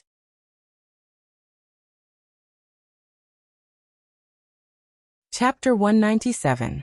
In the blink of an eye, all 108 thunderbolts were absorbed by Wuxia. Long Yuan and all the longbow men had already dropped to their knees, kowtowing respectfully to Wuxia and said, "Great Divine Magus, please forgive us for our offense." "Greetings, Master Great Divine Magus." Almost in the blink of an eye, a huge golden Jin Dan was formed in Long Yuan's dantian. It looked like a Jin Dan was formed as easily as a little kid eating a soybean. A rune that looked 90% similar to the golden rune on his face was flashing and blinking on his Jin Dan.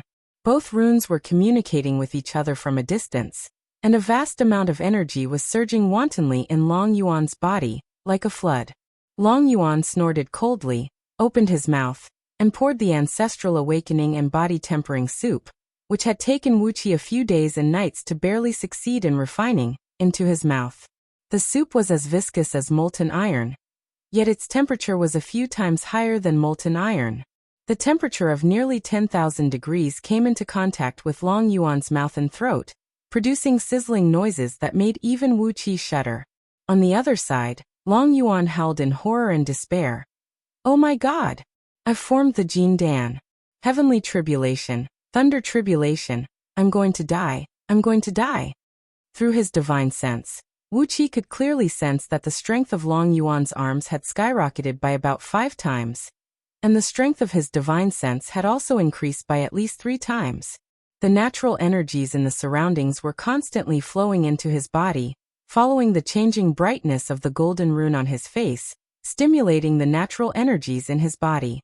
Long Yuan snorted. He rolled his eyes and abruptly shrunk his body by about 10 feet, but he was still 90 feet tall. Wearing a strange smile, he looked down at Wuxia and said in a deep voice, "Long Yuan, you can only shrink to this size. We the longbow men are the descendants of the god. Our bodies can't be reduced to the same size as you lowly people." Shaking his head, Wuxia said sarcastically, "It didn't cost me much to buy you anyway, so I won't feel any pain killing you." His tone changed abruptly. Wuxia sneered and said, "But if you don't listen to me, you'll have to suffer, just like what you did today. If one day you make me feel impatient, you won't even have the chance to suffer. I'll directly destroy your souls." The power of the decoction was like a miniature nuclear bomb exploding in Long Yuan's body. It used the most violent and barbaric method to instantly destroy some of Long Yuan's body tissues and the gene structure in his blood vessels, causing his body and genes to undergo an earth-shattering transformation. Wisps of extremely thin golden threads continuously emerged from Long Yuan's body, forming a complicated, exquisite, round-shaped spell formation on his face. After that, Wuxia, and Emperor Qi, and Emperor, and of people of Qi of Emperor of Ming Ai. As for what exactly he was doing, only he himself knew. Longbow men had a great innate talent and potential, which was why they were envied by the heaven and earth. Their Jin Dan tribulation, nascent soul tribulation, and nascent divinity tribulation were extremely powerful, at least 100 times stronger than the thunder tribulation of human cultivators. Less than 1 in 100,000 longbow men could transcend these 3 thunder tribulations and attain the righteous fruit of heaven immortal. Grinning coldly, Wuxia exerted his will, and the restrictive spell imprinted in these longbowmen's nascent divinity was activated. 100 giant Chi-Chi men howled and fell to their knees. Their muscles were twitching violently, and their bodies were trembling uncontrollably. Their souls were burning, and their bodies were sweating profusely. Because of the severe pain, their snow-white faces had turned a frightening green color. Holding the small earthen jar, Wuxia raised his head and looked at Long Yuan as he said coolly, "I know you can shrink your body a little. As a slave, you must have the awareness of being a slave. A slave who spends all his time thinking about making his master look up at him will end up in a miserable state." Now that the restrictive spell was activated, a ball of 9 underworlds in flame rose from the soles of his feet and began to burn up their bodies, making these giants wail and wail at the same time. The severe pain from their bodies to their souls was unbearable to these longbow men, who were born rough and barbaric, and nearly died from the pain. But as their souls were controlled by Wuxia, if Wuxia did not allow them to faint, they would not even have the right to do so. Nevertheless, the bodies of longbow men were naturally strong. Although Long Yuan's body had turned red because of the high-temperature medicine, and his eyes nearly popped out from his eye sockets, he still managed to hold his breath and not let out a cry of pain. He held his breath, clenched his fists tightly, and hissing noises kept coming out from the gaps between his teeth. Almost instinctively, he began to exercise the energy circulation technique passed down from the ancestors of longbow men. These longbow men were captured alive by the slave traders of Great Yin Dynasty from an island in the East Sea where longbow men lived. In order to control them, an extremely vicious mind control spell was cast in the depth of their nascent divinity. After they fell into Wuqi's hands, Wuxia did not take a liking to the restrictive spell cast on their nascent divinity. Therefore he used the mystic control spell recorded in the Scroll of Stealing, and gave these giants a hard blow. A wicked man must be tortured by another wicked man. After Wuqi's brutal and bloody threats, these unruly longbow men became much more obedient. Under Wuqi's order, they rose to their feet one after another. With a sway of their bodies, they shrunk their bodies to about 10 feet using the mystic technique of their bloodline, which made them about the same height as the tallest burly warriors of Great Yin Dynasty. However, their bodies were much more muscular. Sticking out his chest, Wuxia began to put on an act. After torturing these giants for a full 15 minutes, only then did Wuxia let go of the restrictive spell and said coldly and mercilessly, "Let me remind you again, you are now my slaves, and by the looks of it, you will be my slaves for the rest of your lives. Be obedient, and I can guarantee you a limitless future. You will be able to eat well, drink well, and use well. If you need beautiful girls, I can even go to Longbow Kingdom and kidnap a batch of beautiful girls from my clan for you." A cold breeze began to blow in the surroundings. Water vapor soared high into the sky, while large dark clouds kept rushing over from all directions. The faint rumbling of thunder made one's eardrums hurt. The speed at which the dark clouds gathered was frighteningly fast, at least 100 times faster than the tribulation clouds of human cultivators. Almost at the moment when the dark clouds appeared, 108 purple thunderbolts, each as thick as a water tank, smashed down towards Long Yuan's head amidst deafening rumbles. Wuxia shrugged indifferently, sneered and said, "Don't talk nonsense, just drink it." Activating the thunder-stealing spell of 5 elements with full force, Wuxia absorbed the thunderbolts, which contained the opposing aura of creation and destruction, into his body. While destroying some impurities in his body that could not be purified by his energy and divine sense, he purified his fleshly body and energy, and fundamentally changed the composition of his soul. Wuqi's face fell. He sneered and said, "I've given you a chance, but you don't want it? A bunch of fools who don't know the difference between life and death." Wuxia ran his finger across the spirit breeding ring, and with a thought in his mind, a large sheet of bright light shot out from the ring. In the next moment, 100 longbow men, including Chi-Chi, appeared before Wuqi's face, including Long Yuan, All the longbowmen were staring at Wuxia with a ferocious look in their eyes. Some of them even cracked their knuckles maliciously, producing loud cracking noises. While cursing Long Yuan and the others, Wuxia raised both arms high up into the air, with a 5-colored bright light spinning vaguely in his palms. 108 thunderbolts roared and smashed into Wuqia's palms. Apart from a few stray thunderbolts that fell onto Long Yuan's body, helping him to temper his fleshly body and purifying his energy, all the other thunderbolts were absorbed by Wuxia. When the powerful thunderbolts entered his body, Wuqia's body and bones suddenly became brightly lit. Driven by the mystic technique of the thunder-stealing spell, Wuqia's body quickly went through a tremendous transformation. While exercising the dragon transformation script, he absorbed the thunderbolts at the same time, making his body tougher and stronger. His soul had also absorbed tiny threads of thunderbolts, fusing a thread of the life force of creation into his soul, causing his soul to undergo a magical transformation. Did these big fools mistake him as the great divine magus of Longbow Kingdom? Wuxia was amused. He knew how to concoct the ancestral awakening and body tempering soup, and he could even help them survive their heavenly tribulations. These were the abilities that only their great divine magus could possess. Noises of wind breaking could be heard coming from all directions, as the guards of Zhonglu Garden were rushing over. The commotion just now was too frightening. Long Yuan took over the earthen jar and gave Wuxia a deep look. His ferocious eyes were filled with doubt and disbelief. Shaking his head, he said, "Ancestral awakening and body tempering soup? We've heard of this soup before. It is a divine medicine used to stimulate the bloodline of ancient clans like us. But how could you know the formula that even the great divine magus of our clan doesn't know? You've been deceived. You've definitely been deceived. How much did you spend to get this formula?" In the end, Zhang Yi was the scapegoat. All the people of Great Yen agreed that apart from Zhang Yi, no one could sneak into Yu Palace and seize the spirit gold pearl. Wuqia was very satisfied with this conclusion. He felt sorry for old Mr. Zhang Yi, and decided to let him continue to take the blame for him. After all, he would not care about such a small crime, as the crime he had committed was too big. The theft of Yu residents did not cause any commotion in Ji City, as Yu Yi's clan could not afford to lose their face. Apart from a very few core members of Great Yin Dynasty, no one knew that the clan of a mighty general, an acquired soul gold pearl, was stolen. Scouting Office, Swallows, and other secret organizations of Great Yin Dynasty had searched the surrounding mountains and fields like crazy, yet they could not find any clues. The nearly 100 feet tall longbowman looked down at Wuqia with a ferocious gleam in his eyes. After that, he reluctantly cupped his fist toward Wuqia and cried out in a deep voice, "Long Yuan offers greetings, master.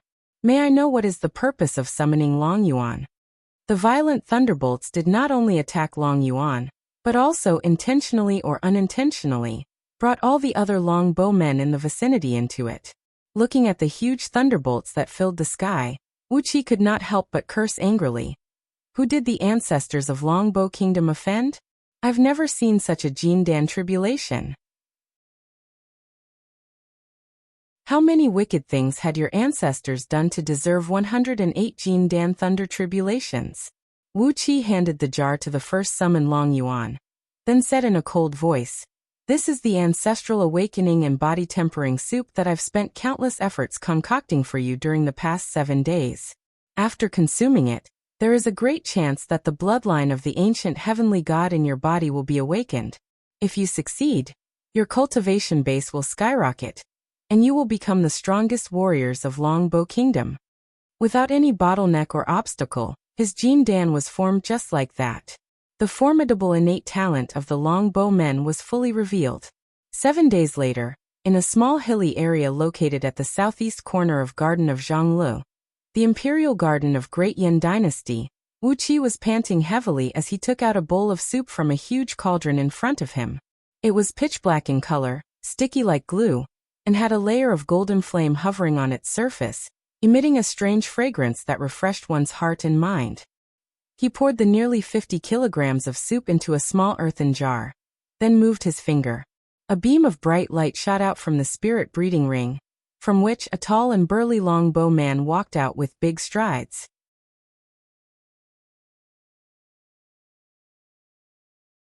Chapter 198. After smoothly helping Long Yuan form his gold core, and avoiding the thunder tribulation, which was a deadly tribulation for all longbow people, Wuxia had not only become the master who controlled the life and death of their fleshly bodies, he had also become an existence like the great divine magus who dominated their faith. After making up a story and sending away the guards of Zhongli Garden, forbidding them from approaching the cave again, Wuxia looked up at the cave wall above him, which was split open by the Jin Dan thunder tribulation. He sighed with mixed emotions once again. How angry did the ancestors of longbow people have to be, that they would send such a tribulation to their descendants? The rock layer, which was over 100 feet thick, was forcefully blasted apart by the airwaves brought up by the thunder tribulation. The power of this heavenly tribulation was simply too frightening. This cave was the place where the alchemists in the imperial palace concocted all sorts of medicinal pills for Yen Dan when he was cultivating in seclusion in Zhongli Garden. Many defensive formations had been deployed in this cave, but none of them could withstand the sudden Jin Dan thunder tribulation. The thunder tribulation of longbow people truly deserved its reputation. Wuxia had finally witnessed it today. In the following 7 days, Wuxia had spent a great deal of effort to concoct a cauldron full of ancestral awakening and body-tempering soup with 100 times the amount of raw materials, and fed it to all the giants of Longbow Kingdom. 99 thunder tribulations kept falling, and Wuxia guided them into his body with the thunder-stealing spell of 5 elements, helping him to temper his fleshly body and evolve his soul. The thunder tribulation attracted by 100 longbow people was almost as powerful as the Jin Dan thunder tribulation of 10,000 ordinary human cultivators. Wuxia's fleshly body was getting stronger and stronger, and after absorbing over 10,000 bolts of Jin Dan thunder tribulation, his soul had formed an insignificant nascent divinity. It was a nascent divinity that could only be formed after the soul had evolved and evolved, a nascent divinity that only formidable cultivators of nascent soul and divinity transformation could possess. A few months ago, when Wuxia witnessed Princess Zhongli going through the Jin Dan thunder tribulation, he wanted to use the thunder-stealing spell of 5 elements to absorb the heavenly thunder essence qi, and use it to condense his vital spirit. Today he finally succeeded. Just like a piece of pure gold in the desert, the quantitative change led to the qualitative change. As soon as this wisp of primordial spirit was condensed, Wuxia's nearly substantial soul sense quickly underwent a qualitative change. His soul sense became more and more condensed, more and more sensitive, and more elusive. His divine sense quickly evolved into the divine sense that only cultivators of nascent divinity realm could have, and even Wuxia's soul began to experience a chain reaction. Wuxia released his soul sense. Within the range it covered, he could only find the general direction of the flow of spiritual qi and the movements of people. Now that a wisp of his essence soul had been formed, Wuxia's divine sense was like water ripples that could cover the surroundings. He could clearly feel the changes in every grain of sand on the ground. No matter it was the clarity or sensitivity, it was at least 1,000 times better than his previous sensing ability. Without going through the process of breaking his gold core and forming his nascent soul, he could directly use the power of heavenly thunder to temper his soul and condense a wisp of nascent divinity. Only a heaven-defying technique like the scroll of stealing could create such a miracle. Wuxia's admiration and gratitude towards that shadowy figure grew stronger. He really had no idea how that shadowy figure actually came up with the cultivation technique found in the scroll of stealing, as it had completely overturned the common sense of the world of cultivators. After putting all 100 longbowmen who had formed the Jin Dan back into the spirit breeding ring, and letting them slowly study and practice the heavenly 100 spirit warring formation, Wuxia tidied up the messy cave abode. After that, he obediently sat down in the cave abode and consumed some pills, recuperating his body and spirit, preparing to form the Jin Dan with the mystic technique. A few days later, Princess Zhongli, Nie Baihong, Jingke, and Gao Jinli arrived at Zhongli Park almost at the same time. Upon seeing them, Princess Zhongli waved her sleeve complacently, throwing out several dozens of jade bottles that shone brightly.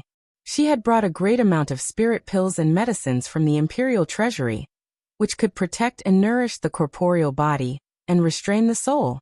All these could greatly increase the probability of Wuqi forming the Jin Dan with the help of external force, lessen the pain he had to suffer, and greatly reduce the risk of his corporeal body being crushed by the impact of external force. Even in Great Yin Dynasty, these spirit pills and medicines were extremely precious. It was unknown how Princess Zhonglu had tortured Yin Dan and Yin Qijuan for more than half a month, but only then was she able to obtain these spirit pills and medicines from the core of the imperial treasury. Tilting her chin up proudly, Princess Zhonglu smiled and said, "Grandpa is a generous man, but why is father getting more and more stingy as he gets older?" Zixian had to pester him for such a long time before he could produce these spirit pills. If not because father is the only one who has the key to the secret chamber, Zixian would have long brought back these spirit pills. Jingke brought a set of armor of mid-grade magical treasure level, a dozen powerful mechanical concealed weapons produced by Mo sect, 30 Jin Dan which was dug out from the body of a human immortal of Jin Dan, and a great amount of powerful spirit pills that could strengthen one's cultivation and shrink and compress one's energy. The armor was entirely green in color, and on its chest was a huge, three-dimensional sculpture of a dragon head. The eyes of the dragon were actually two 10,000-years-old water essence pearls, while the shoulders, dantian, arms, back, and knees were all inlaid with the same water essence pearls. The armor was constantly emanating a dense water vapor and cold air. Yu Su was one of the few members of Yu clan who did not possess the gold element spirit root, and he was cultivating with the 9-killing technique of Flaming Tiger, which was a fire element spell. The armor contained an immeasurable amount of water element energy, which could perfectly restrain the lethality of water element cultivation technique, and reduce the power of Yu Su's cultivation technique to the minimum. As for the other dozens of mechanical concealed weapons, which were smaller in size but possessed tremendous lethality, they were all powerful weapons created by combining Mo sect's art of mechanism and defensive formation, which possessed the power to severely wound a human immortal of Jin Dan.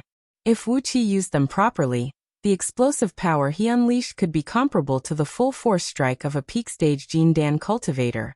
As for the water element, water dragon armor, MOD had given it to Jingke in a friendly manner. As for these mechanical concealed weapons with tremendous lethality, Jingke had spent a great deal of effort to convince MOD, and asked him to personally craft them within half a month.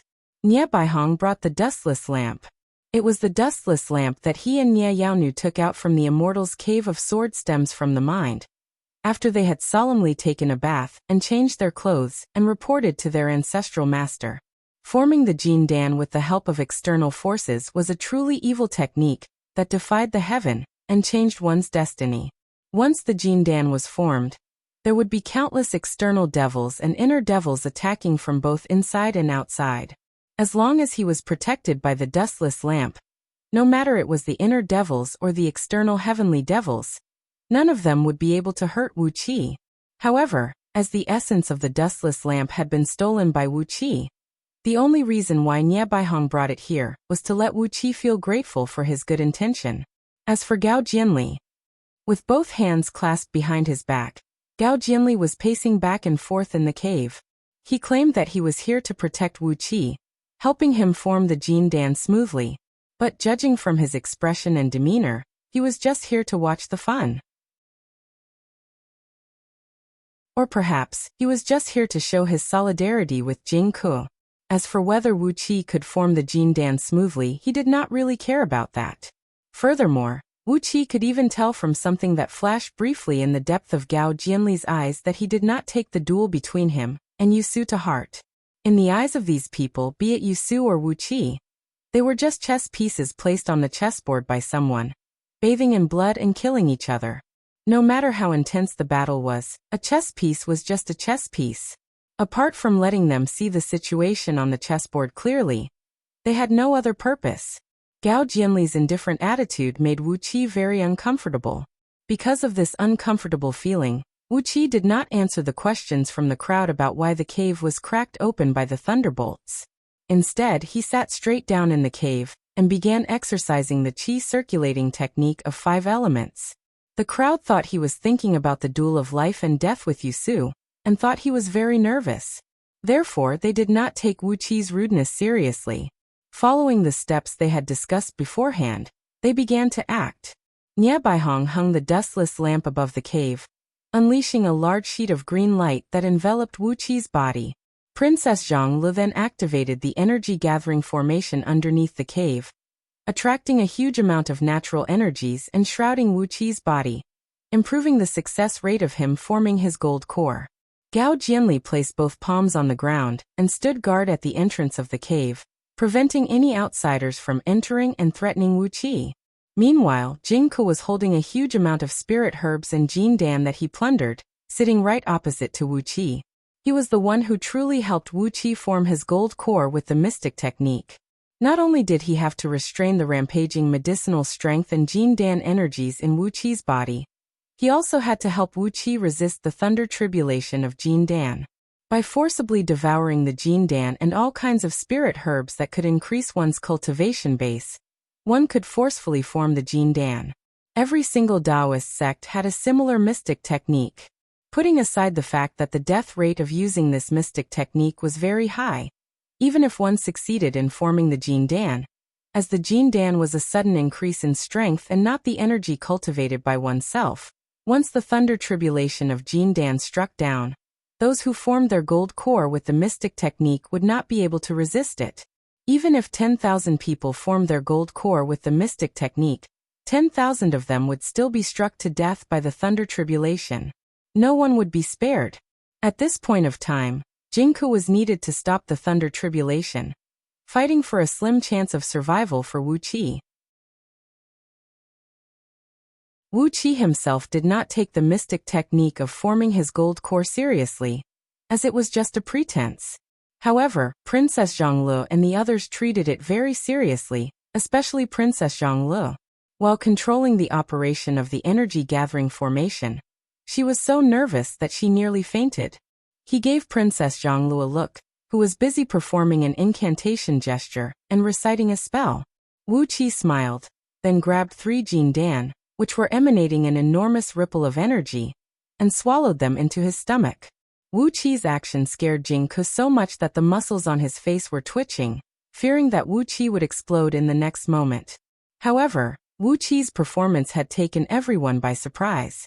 He did not suffer too much pain or struggle, and did not experience any complicated transformation. After he finished all 30 Jindan, and all the spirit herbs that could increase one's cultivation base brought by Jingke, he circulated his energy 36 times according to the qi circulating technique of 5 elements, and finally, a Jindan was formed in his dantian. All this was even easier than forming the Jindan for the people of Longbow Kingdom. Everything happened so naturally, without any obstacles. Right after the Jindan was formed, a faint 5-colored mist suddenly emerged from behind Wuqi's back, then gradually merged into a hazy and faint dark mist. Amidst the dark mist, a tiny and hazy sort of greedy wolf could be vaguely seen. It was moving back and forth soundlessly in the mist, and did not produce any reflection or air-piercing sound. This was the strange sign that occurred after Wuqi formed the Jindan using the qi cultivation technique of heaven-breaking sword sect. Although he had long formed the Jindan in his 7 stealing heaven meridians, there was a mystic technique in scroll of stealing that could conceal his aura. Thus, no strange sign could be detected. Now, when the strange sign of Wuqi's Jindan appeared, Princess Zhonglu was screaming excitedly. Gao Jianli and Jingke had a very strange expression on their faces, and Nie Baihong nearly coughed out a mouthful of blood. The sword technique of heaven-breaking sword sect was ferocious and unparalleled, and the sword force was extremely overbearing. That was why it was called heaven-breaking sword sect. However, no matter how one looked at the strange sign of Wuqi's Jindan, it looked like a sneaky thief carrying a dagger, and was about to slice someone's neck from behind. Why did it look so strange? The natural energies from the surrounding kept rushing into Wuqi's dantian. As the foundation he had laid down was too solid, when his Jindan was formed, its quality was already comparable to the Jindan of an ordinary middle-stage Jindan cultivator. A huge amount of natural energies kept rushing into his dantian, and the rapid influx of natural energies had even created a small storm around him. A thin dark cloud came rushing over weakly from outside the cave, sprinkling down 3 thin and malnourished electric arcs like a chicken peeing. Just like that, Wuqi's Jindan Thunder Tribulation had gone through easily. Jingke did not even need to strike, as the restrictive spell of the cave had already blocked the electric arcs. Gao Jianli was struck dumb. This is defying the heaven, changing one's destiny, forming the Jindan using an evil technique, by devouring a cultivator's Jindan. Such a heaven-defying act will be taboo by the heaven, and he will be struck by 100 thunderbolts. So this is the thunder tribulation of Wuqi? Isn't his life a little too good? Wuqi smiled shyly and nodded his head at Gao Jianli. After that, the overly excited Princess Zhonglu had leaped onto his body.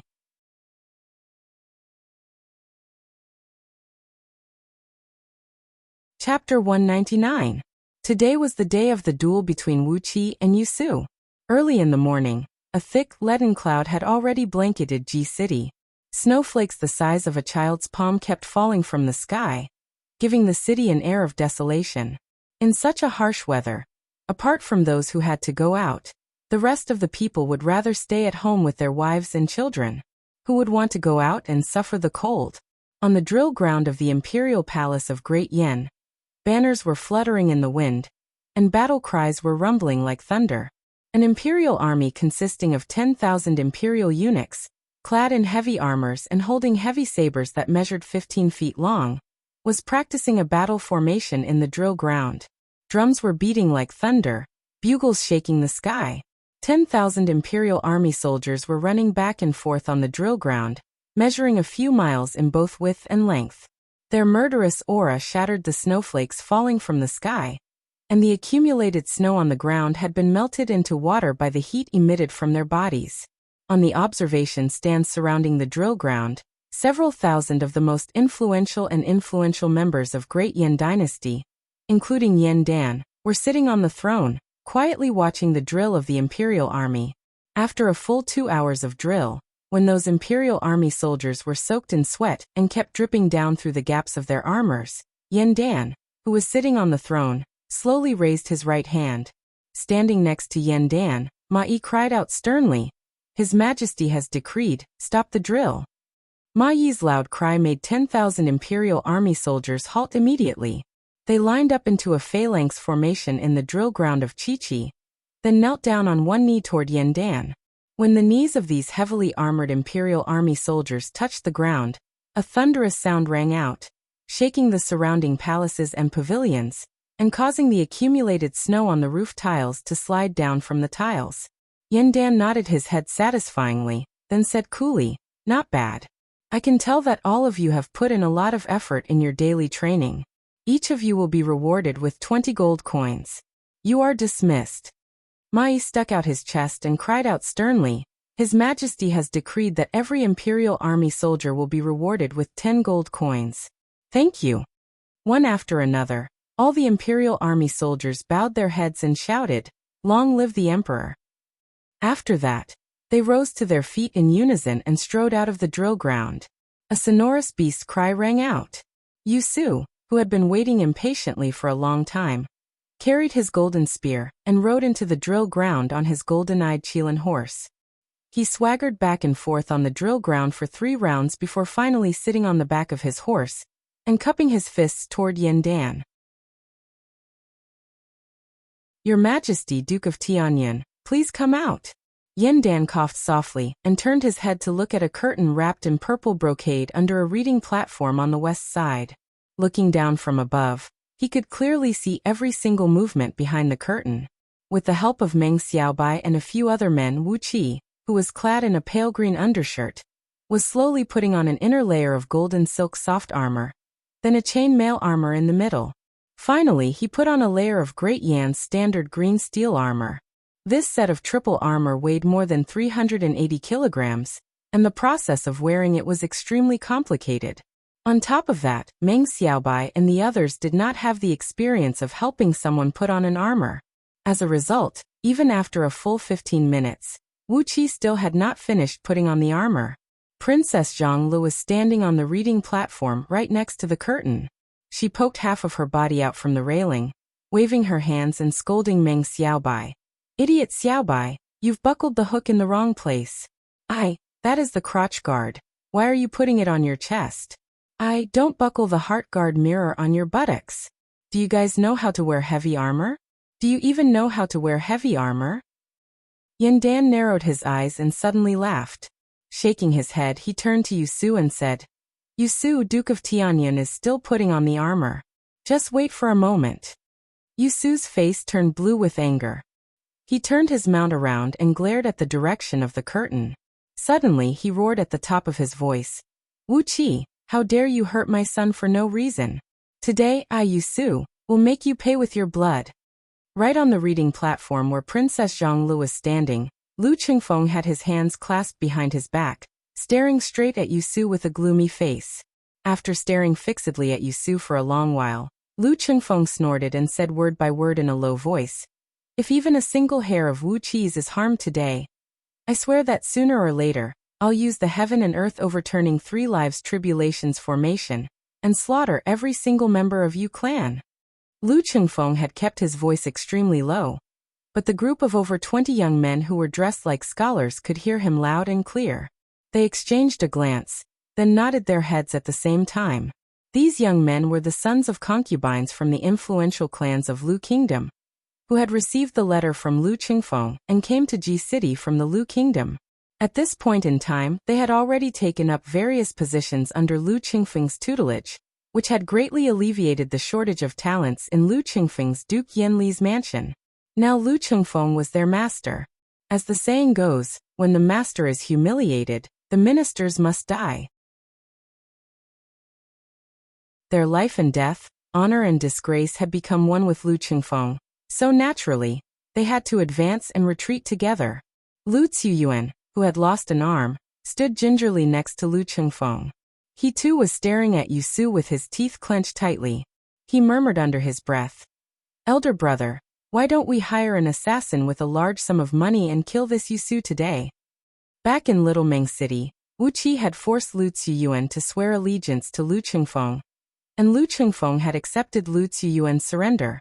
Now Lu Ziyuan had come to Ji City together with these sons of concubines, and the army of 15,000 soldiers. Lu Qingfeng had arranged Lu Ziyuan to be his personal advisor, helping him deal with all sorts of trivial matters. During the 1 month when Wu Qi was in secluded cultivation, Lu Ziyuan had performed quite well.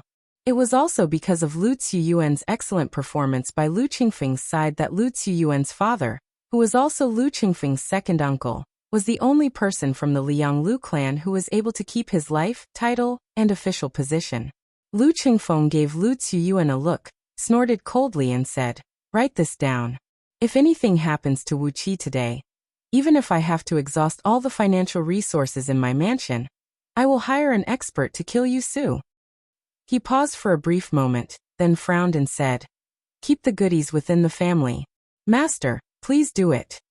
Lu Ziyuan answered and glared at Yusu with a pair of bloodshot eyes, sharing the same hatred. Yusu, who was roaring and cursing wantonly in the drill ground, could no longer control the anxiety in his heart. Once again, he rode on his mount and galloped away. He had been suppressing his anger for 1 month, and he could no longer hold it in any longer. Not only did Wu Qi injure his son, but the acquired spirit gold pearls in his mansion were also stolen by someone, and that was the real problem. For the past 1 month, Yusu had lost his appetite, and could not sleep well. His mental state was on the verge of collapsing. He dared not imagine what Yu Yi's reaction would be if he knew that the acquired spirit gold pearl he had spent 30 cities to purchase was stolen. He only knew that he needed to vent his anger, and he had to vent it on Wu Qi. Only by killing Wu Qi in the cruelest way could he redeem everything. Prince of Ren Yan Xianchen had promised Yusu that if he could kill Wu Qi in public in the drill ground, he would give Yusu an acquired spirit gold pearl he had collected 300 years ago. No matter it was for the personal grudge between him and Wu Qi, or for the sake of this acquired spirit gold pearl, Yusu had to kill Wu Qi.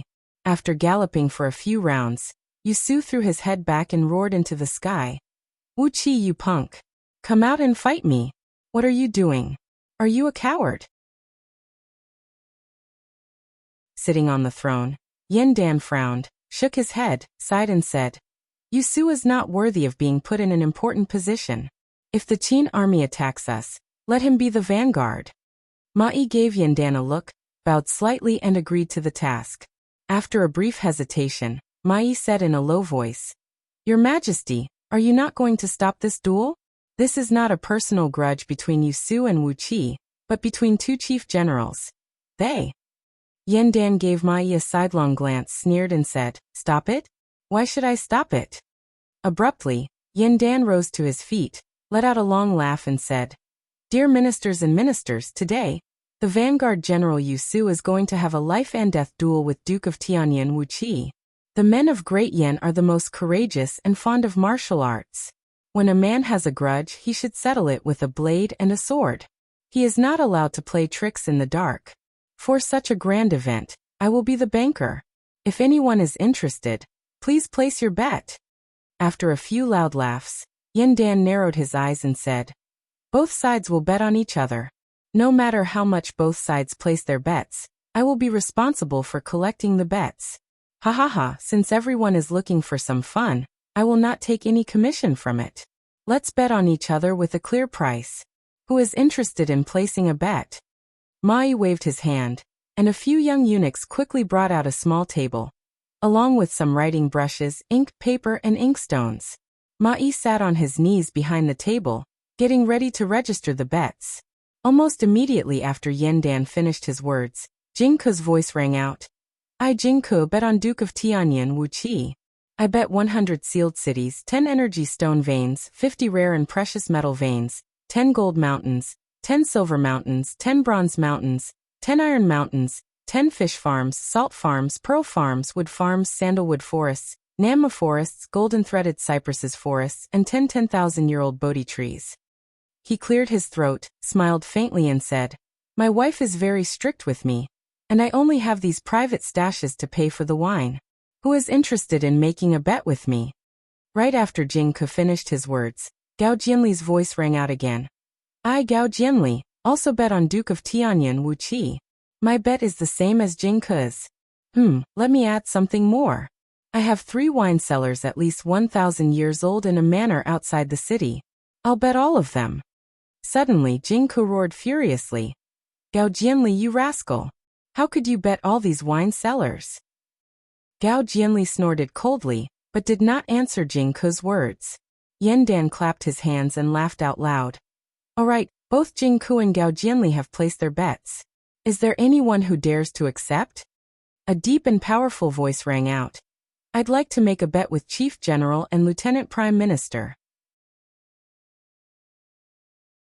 I'll accept all the bets from both of you. Yandan narrowed his eyes and smiled, nodding his head and saying, Xianchen has accepted the bets from both of you. Is there anyone else who wants to join in? Suddenly, Qin Wuyang cried out. Elder brother Jing Ke, Wuyang will bet with you today. I bet that Yu Su will defeat Wu Qi. Wuyang doesn't have a lot of money, so I'll bet 30 sealed cities, 7 spirit stone veins, and 30 rare metal veins for a game. The rest of the bets will be 60% of yours. Are you willing to bet more? An old and deep voice rang out. Little Wuyang, since you've said so, I'll bet with you. Tianguang, I still have some private money that I can afford to keep some concubines. I'll bet with Qin Wuyang as well. This old man will also bet 20 cities, 10 different mineral veins, and 30 different gold mines. The sudden participation of Qin Wuyang and Tianguang had turned the atmosphere in the drill ground into a very strange state. Not long after that, a voice rang out. Haoying Zhengfeng, I'll accept old Mister's bet. I'll increase the bet by 30%. Is there anyone who wants to accept it? Very soon, several hundred influential members of Great Yan Dynasty had joined this grand gamble. Among them, 70% bet that Yu Su would win, while 30% agreed with Jing Ke and Gao Jianli, betting that Wu Qi would win. As for the remaining several thousand influential members, they did not have the status, wealth, or courage. They just stood there and watched both sides place their bets, and none of them dared to say anything. However, when it came to the bets, the people represented by Jing Ke and Gao Jianli were at an absolute disadvantage. As the number of people on the opposite side was greater than theirs, The huge amount of bets they put together was at least 2 times more than theirs. If Jing Ke and Gao Jianli insisted on taking out the corresponding amount of bets, it would most likely hurt the fundamental interests of their clans. Jing Ke clenched his teeth, and as he was about to take out a sufficient amount of bets to fight against the opposite side, MOD and Su Qin suddenly appeared on the platform behind Yin Dan. MOD said softly, "Mo sect will bear all the bets that Jing Ke and Gao Jianli lack." Su Qin even chuckled and said, "Besides that, Su Qin will bet 30% of the total amount of bets that Wuxia will win this round. Who wants to accept it?"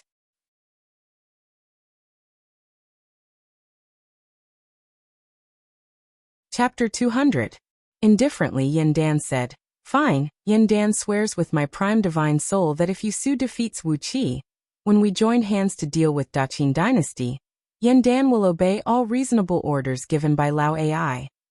Raising his right hand up high, Yin Dan's wrist suddenly split open and sprayed out a stream of blood, which then condensed into a blood bead glinting with runes and exploded.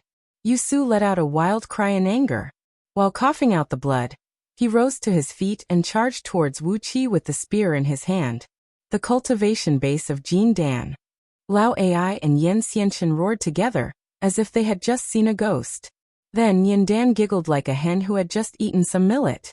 Lao Ai, Wuxia has taken a risk by using a mystic technique to seize the energy and condense the pill.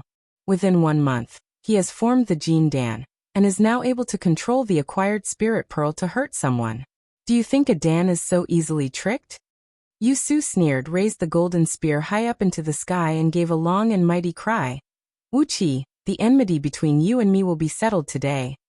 Everyone on the drill ground had their expressions changed, turning to look at Lao Ai with a strange look. The great sun magic could regrow a broken limb? Frowning and pondering for a while, Yin Dan sneered and said, "Lao Ai, what makes you think you can bet with me?" Wuxia gave the bull-headed beast's head a fierce slap with the spear, then gave a loud roar and interrupted Yusu's words. "Cut the crap! You want to kill me, isn't it because Yin Xianchen has promised your son to marry Princess Zhanglu? You want to kill me, isn't it because Yin Xianchen has promised you that he can regrow that broken limb of yours? Lao Ai Yin Xianchen, what enmity do I have with you? Why are you targeting Wuxia like this?" A loud boom rang out, as the 2 spirit pearls smashed viciously onto Yusu's chest, shattering his heavy armor into pieces. Blood burst out from his 7 apertures, and he howled miserably as he was knocked flying a mile away.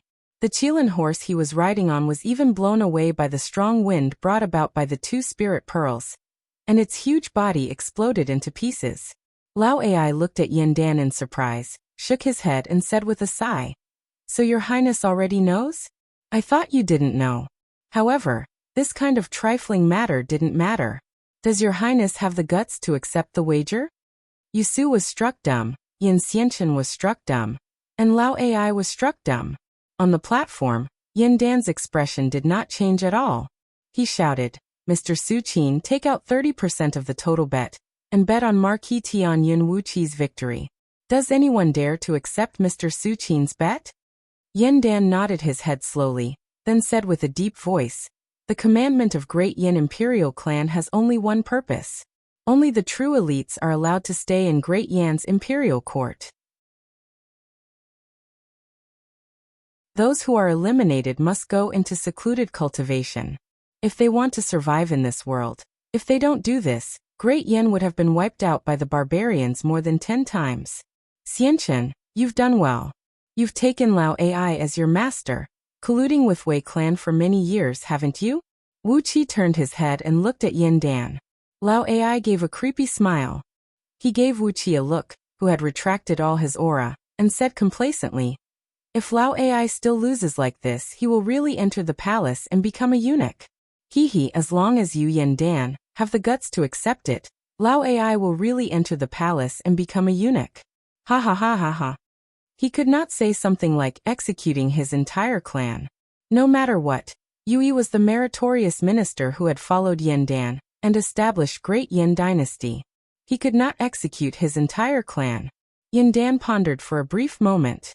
He gave Yin Xianchen a look, who stood respectfully next to Lao Ai, then suddenly burst into a loud laughter and said, Xianchen, what do you want to say? Yandan gave Jingku a look. He paused for a brief moment, then added, of course, once we've killed Zheng, all his women and daughters will belong to me. I've fucked his birth mother, and now, I'm going to fuck all his women and daughters. Lao Ai gave a strange smile, then stuck out his lower body complacently, pointing his erect lower body at Yandan. All of a sudden, his handsome and evil face was filled with madness, evil and insanity. His wrist was cut open, and a stream of blood shot out from it. Lao Ai repeated the oath Yandan made with a loud voice.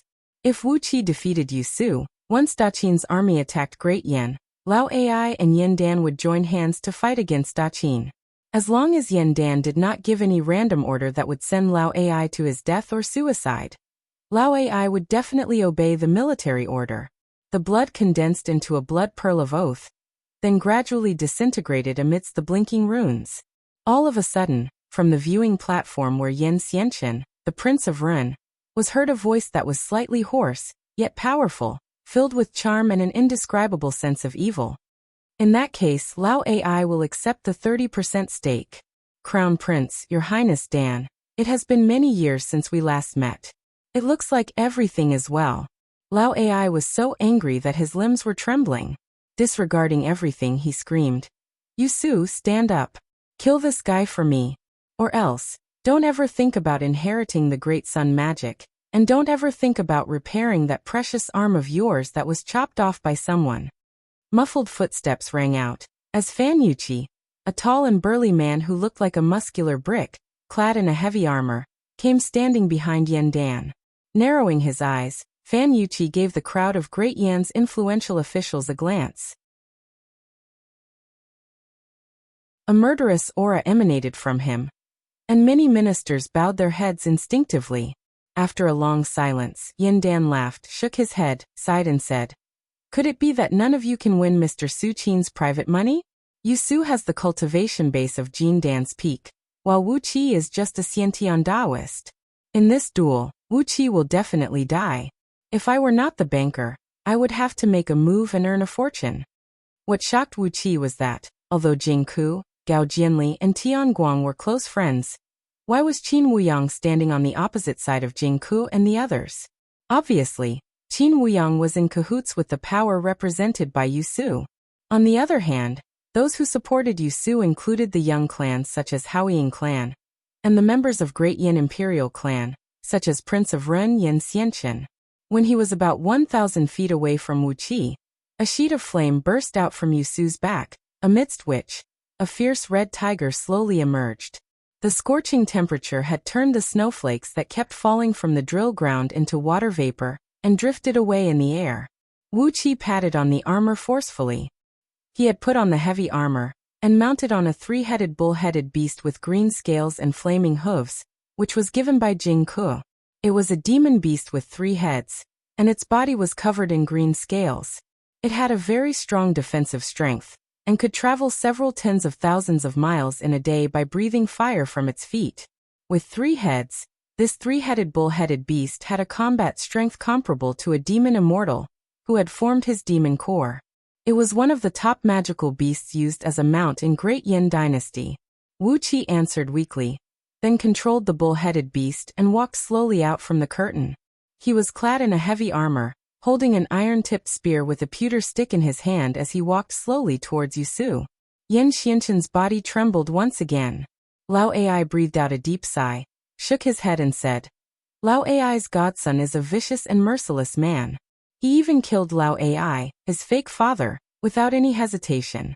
He is not someone we can provoke. If we don't join hands, I'm afraid we won't be able to handle him. When Princess Zhonglu heard Wu Qi's roar, she was so angry that her brows shot up.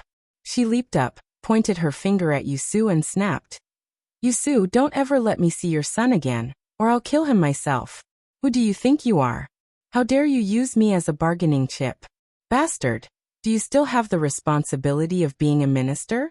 I'll definitely kill your entire clan. Standing next to Princess Zhonglu, Baizuer, and a few ghost immortals leaped forward and covered Princess Zhongli's little mouth with their hands. How could Wu Qi know about these things? How could he know? How could he possibly know? Narrowing his eyes, Yin Dan laughed and said, Lao Ai, I can't believe you've been hiding in Great Yin. I never expected this. I never expected this. You couldn't hold it in any longer, so you came out? Standing behind the curtain and having Meng Xiaobai and the others help him put on the heavy armor, Wuxia looked coldly at the storm that was taking place on the drill ground, his heart twisting into a tight knot. It might seem absurd for Yin Dan to use the duel between his ministers to start a bet, but what was even more absurd was that all the ministers of Great Yin Dynasty had really bet an astronomical figure on the duel. Looking at Yusu, who was stunned and unable to speak, Wuxia did not have the thought of having a fair duel. His gold core stirred in his dantian, and a huge stream of energy burst out. The acquired pearls of Earth Spirit and Wood Spirit, which were wheeling restlessly around the gold core, transformed into two bright beams and shot out from his mouth. Taking a deep breath, Yin Dan cried out, Wuxia, if you can win today, I'll promote you to the title of Duke with gold seal and purple ribbon. A strange smile appeared on Yin Dan's face. He nodded his head slowly and said, Very good. I never expected to get such a great reward. Lao Ai, before I could figure out how to deal with you, you actually jumped out yourself. Lao Ai narrowed his eyes and laughed. I can't hold it in any longer, I really can't. Initially, I was thinking of controlling the Great Yin Dynasty from the dark and reap more benefits. But when that Zhangyi came, I couldn't hold it in any longer. How about this? I'll accept the 30% bet from old Mr. Su Qin. Not only that, I'll also bet that if Wuxia wins the duel, Lao Ai will obey His Highness' orders when he is fighting against Ing Zheng. What do you think? A short eunuch walked out from behind Yin Xianchen. With every step he took, his body would grow taller, and the inner eunuch robe he wore was ripped to shreds.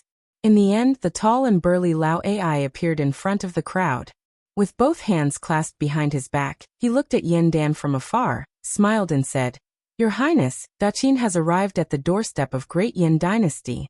His Highness can no longer hold it in any longer, and is about to clean up the imperial court.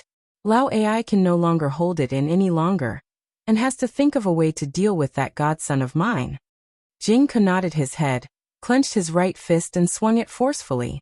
Yin Dan gave Lao Ai a deep look, then said in a low voice, I believe we all know the difference between the overall strength of Wuxia and Yusu.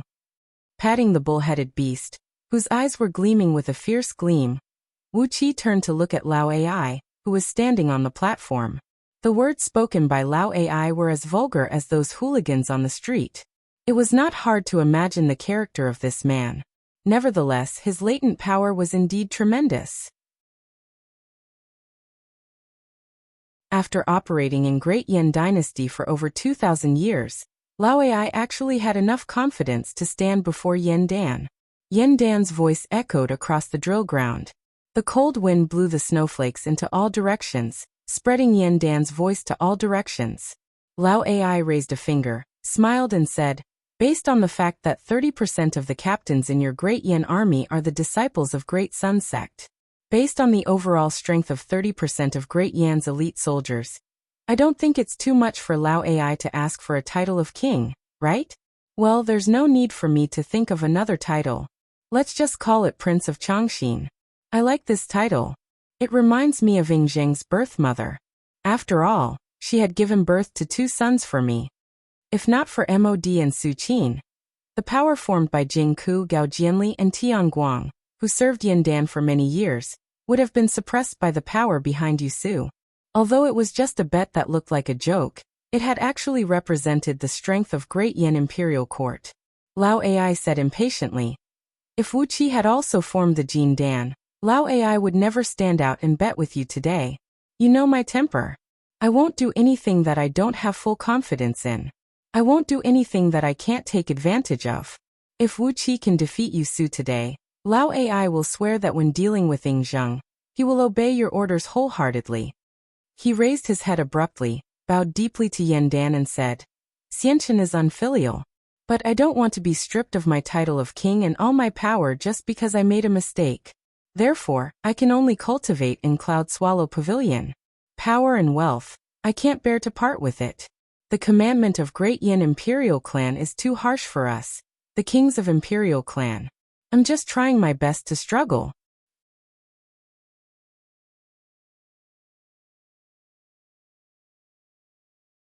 Chapter 201. Being treated as a chess piece is a sad thing. Looking at Yusu, who was charging crazily at him, Wuxia said coldly, "In the future, I will not be a chess piece. Instead, I will devour those who play chess pieces one by one. But a trash like you. I must be blind to choose you as my chess piece." Patting on the ox-headed beast, Wuxia stretched out his left hand. Clang. A crisp ringing echoed out, as a black, flat metal box, 1 foot and 3 inches long, emerged from the back of his hand, hovering about 3 inches above his arm. He sent his divine will into the box, and immediately, 2 thin crossbow arms popped out from both sides of the box, looking like the wings of a bird. As he injected his energy into the box, the crossbow arms automatically bent and knocked. After that, 3 crisp ringing noises rang out, as 3 9 inches long, thin bolts shot out from the box. The bolts had no feathers, and their arrowheads were shaped like wolf fangs, with blood grooves on them. 36 layers of armor-piercing runes were engraved on the inside of the arrowheads, while the same 36 layers of gale runes were engraved on the tail. The bolts pierced through the air, leaving a several 100-feet-long green beam in the air. Accompanied by ear-splitting whistling noises, they pierced through the distance of 1,000 feet, and came right before Yusu's face. Yusu cried out in shock as he thrust his spear forward. His body stopped abruptly, and he swept the golden spear horizontally, hitting accurately onto the 3 bolts. Dang dang dang. 3 loud clangs rang out, as Yusu's huge body was knocked back by the tremendous force attached to the tiny bolts. He took a dozen steps back in a row. Raging flames burst out from under his feet, and with every step he took, it was as if a small bomb was exploding under his feet, opening up several tens of feet wide holes on the sturdy ground of the drill ground. Shockingly, 3 holes the size of corn grains were left on his golden spear, and the numerous runes engraved on the body of the flood dragon coiled around the spear's shaft were disrupted. The once glinting golden spear became much dimmer. Immortal striking crossbow from Mo sect. With both hands trembling, Yusu glared furiously at Wuxia, who was standing over 1,000 feet away. Looking at the flat metal box hovering above his arm, Wuxia shook his head and said, "I have no idea what this thing is called. Chief General Jing Ke gave it to me. If you want to blame someone, blame Jing Ke. By the way, this immortal killing crossbow was personally refined by old Mr. MOD. If you're killed by it, your Lu clan can seek revenge on old Mr. MOD, but don't look for me." On the reviewing platform, Jing Ke was gulping down mouthfuls of wine, laughing in a low voice. Standing next to Yan Dan, MOD shook his head and said, "This kid is so cunning." Although this immortal killing crossbow was personally refined by MOD, he was the one who used it to kill people. If it weren't for Jing Ke, MOD wouldn't have refined such a lethal weapon. 3 tiny bolts were bounced off by Yusu's golden spear and flew several 100 feet away, clanking noisily as they landed on the ground. MOD narrowed his eyes and glanced at the bolts on the ground. Suddenly he sighed and said, "The arrowheads have turned blue. They must have been poisoned." The blue light condensed and did not disperse. It contained a watery glow, which should be the venomous saliva of the viper. The heavens bear witness that none of the weapons forged by MOD have been coated with poison. With his hands clasped behind his back, Su Qin smiled and said, "To coat the bolts personally forged by old Mr. Mo with poison, I like this kid." MOD twitched his mouth, shook his head and said with a smile, "This kid is not bad. It's just that he is a little bit vicious. But in this world, if one is not vicious, one will not be able to survive." While the few of them were chatting and laughing, Yusu had already let out a furious roar. A flaming cloud rushed out from under his feet, as he stepped on it and flew up into the sky. With a wave of his hand, several dozens of blood-red fireballs, the size of water tanks, shot whistling down from all directions towards Wuxia. All kinds of cultivation techniques cultivated by Yu clan were more suitable for close combat with enemies on the battlefield. They focused on tempering their corporeal bodies and strengthening their energies, but they did not have much understanding in spells and Taoist techniques. Therefore, flying on clouds and attacking with high-temperature fireballs were the only two divine abilities that Yusu knew. Looking at the high-temperature fireballs falling down from above, Wuxia scanned through them with his divine will. The temperature in the core of these fireballs was about 3,000 degrees Celsius, which was strong enough to melt gold and iron, and even ordinary rocks would be melted into lava. Any Taoist or warrior below the realm of Jindan would definitely have their body turned into ashes when struck by these fireballs, and even their souls would be destroyed. Wuxia laughed mockingly, casually raising his right hand and throwing out several dozens of punches with ease. The punches shattered the air, bringing up circles of tiny air blasts and ripples. The dozens of fireballs were shattered by Wuxia's punches. Large sheets of blood-red flame poured down from the sky, sticking to the ground around Wuxia, burning the ground and causing it to sink. A shallow layer of lava rose and formed tiny bubbles on the ground. Raising his head and looking at Yusu, who was standing on the cloud with his eyes wide open and mouth agape, Wuxia stepped on the cloud and flew up into the sky. The acquired pearls of earth and wood element wheeled slowly around him for a while. Then he opened his mouth and swallowed them into his stomach. Holding the long spear made of white wax in his hand, Wuxia sneered at Yusu and said, "What other tricks do you have? Let's see if you are going to avenge your bastard son, or if I'm going to crush your head today." Glancing at Lao Ai, Yan Xianchen and the others, Wuxia sighed lightly and said, "Don't always find trouble with me in the future, or you will get yourself killed." Lao Ai and Yan Xianchen's faces fell instantly. They recalled what Wuxia had just said. How could Wuxia know about the secret meeting between Yan Xianchen and Yusu in the backyard of Yu Mansion? If Wuxia did not expose the secret agreement between them, Wuxia's threat would just be a joke. But when Wuxia exposed the two conditions of cooperation between Yusu and Yan Xianchen in front of so many people, his threat had become a great deterrent. Sitting on the reviewing platform, Yandan suddenly laughed and said, "This little fellow has made a fast progress. It looks like we have to treat him seriously as the Duke of Tianyun of Great Yan Dynasty, and not treat him as a little rascal from the countryside, fooling around with him." Sighing lightly, Yandan murmured to himself, "I wonder if he knows that Yandan is using him as a distraction, which has brought him so many troubles. If he knows that, and Yandan wants to subdue him, making him a loyal minister of Great Yan Dynasty, what should he do?" Mod and Suqin turned to look at Yandan at the same time, and both of them teased at the same time. "Easy, just marry Zhongli to him." Suddenly, Yandan's expression turned strange. He gave Mod and Suqin a helpless look, smiled bitterly and said, "As for this, Yandan can't say for sure, and I can't do it. Firstly, it depends on Zhongli's own opinion, and secondly, it depends on Prince Qi's opinion." Shaking his head, Yandan murmured under his breath, "I've chopped off the heads of 7 clan leaders, and all 8 princes have their own thoughts. I can't force the crown prince to go against me, or else, this great Yan dynasty will really fall apart." The 3 of them turned to look at Wuxia and Yusu, who were hovering above the drill ground, and sighed lightly at the same time. After a while, Suqin sighed and said, "Since the ancient times, there has never been an immortal king.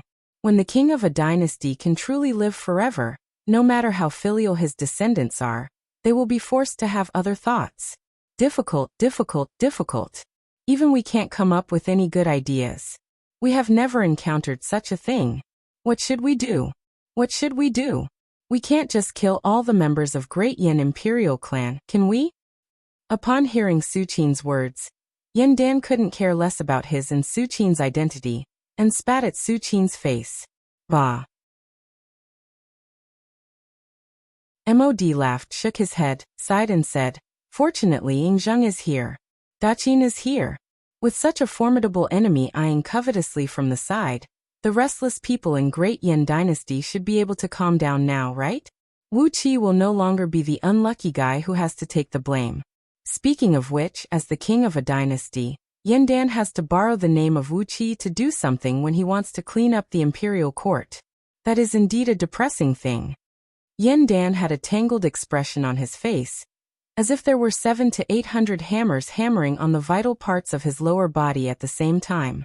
At last, Yandan breathed out a long sigh and said, I used to think that only by having more descendants can I have a foothold in this damned place. But little did I know that when I have too many descendants, the affairs of the family, the state, and the world, everything makes me sad. Sigh. Fortunately, Ingzheng is here. I can't wait to thank him. When I kill Ingzheng in the future, I'll definitely give him a proper burial. Clanking noises kept coming from the sky. Holding the soft and light white wax spear in his hand, Wuxia was engaged in a fierce fight with Yusu, who had his armor broken and body stained with blood.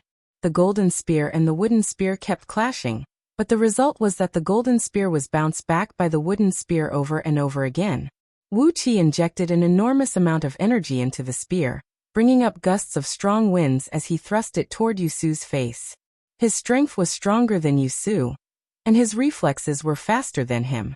In the time it took Yusu to thrust out his spear once, Wuxia had already thrust out 18 times, and every single one of them was aimed at Yusu's vital parts. Yusu, who was dizzy from all the attacks, had long lost his composure. He could only passively swing his golden spear around, trying to ward off Wuxia's attacks. 2 loud clangs rang out, as the golden spear was once again swept away by Wuxia, and the tip of the spear pierced into Yusu's lower abdomen, leaving 2 tiny bloody holes.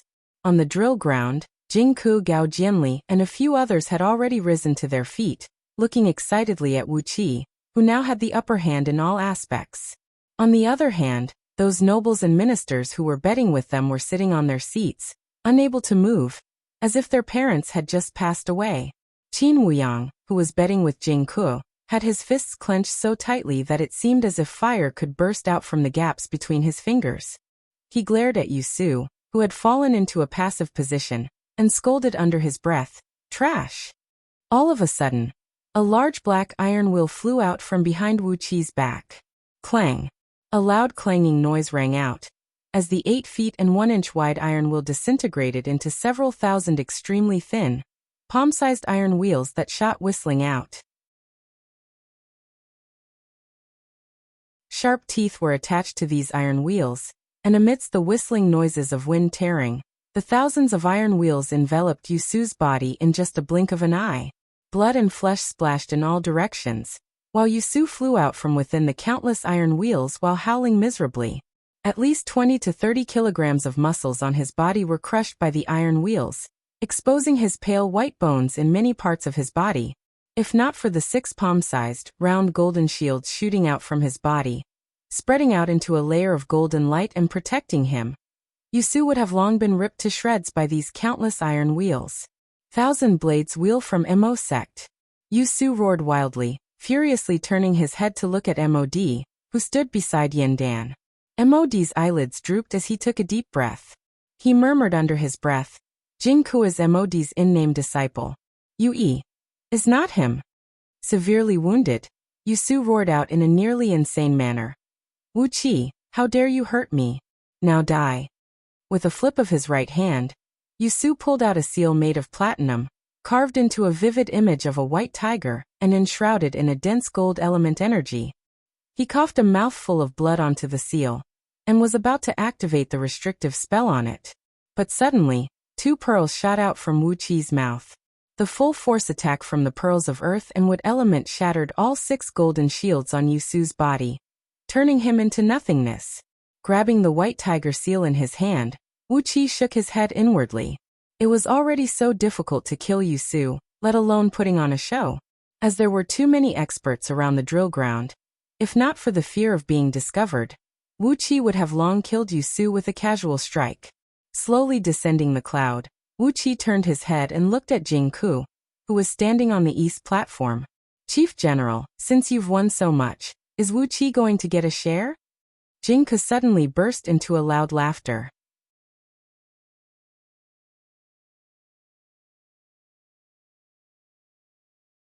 Chapter 202. The scene of Wuqi killing Yusu, the son of Yue, filled the drill ground with a dead silence.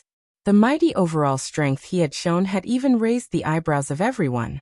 Apart from Yandan and a few others who knew the origin of his Jindan realm cultivation base, the rest of the nobles were whispering to each other, discussing how Wuqi, a mere Xiantian Daoist, could suddenly possess the overall strength of Jindan realm.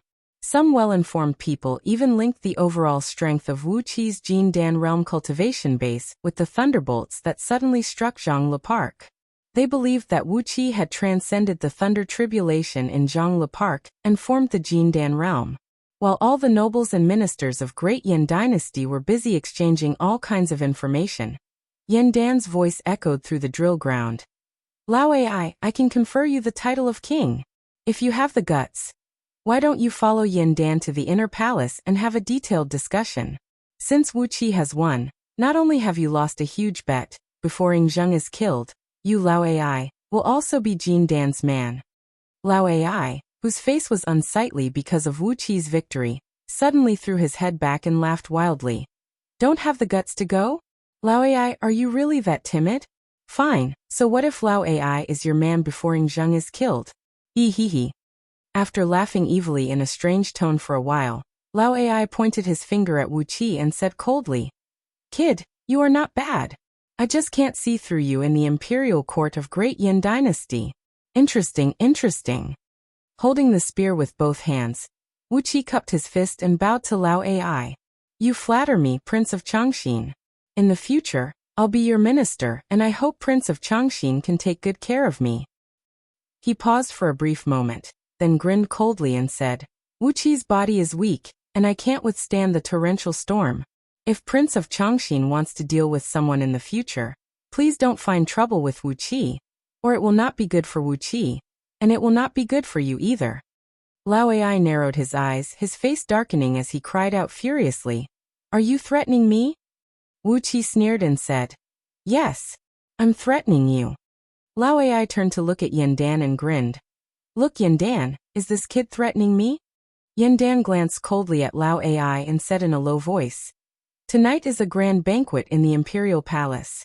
All the civil and military officials of the imperial court, and all the ministers of the imperial clan must attend it. Except for the generals who are leading the army, those who are absent will be punished with the crime of great disrespect. According to the decree of alchemy, Yusu's remains were to be collected and buried with the honors of a marquis. While you're at it, confer Lao Ai the title of Prince of Changxin of Great Yan dynasty, ranking above all the other kings. Although he has the title of nobility, he won't have any land. After letting out 3 loud laughs, Yan Dan extended his hand toward the palace and gestured. Prince of Changxin, please. Lao Ai was indeed a peerless evil man. He did not take the conflict between him and Wuqi to heart, but just threw his head back and laughed wildly into the sky. His long hair fluttered rapidly in the cold wind, and his eyes shone with an evil gleam.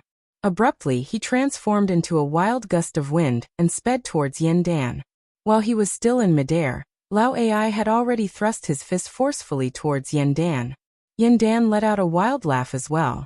All of a sudden, a grayish-white airflow rose from his back, as he too raised his right fist and thrust it towards Lao Ai. Both fists collided soundlessly. Yan Dan and Chi were knocked flying back while coughing blood. Their clothes were ripped apart at the same time, and the skin on their right fists was ripped to shreds. Both fists were dripping with blood, looking like 2 bloody gourds.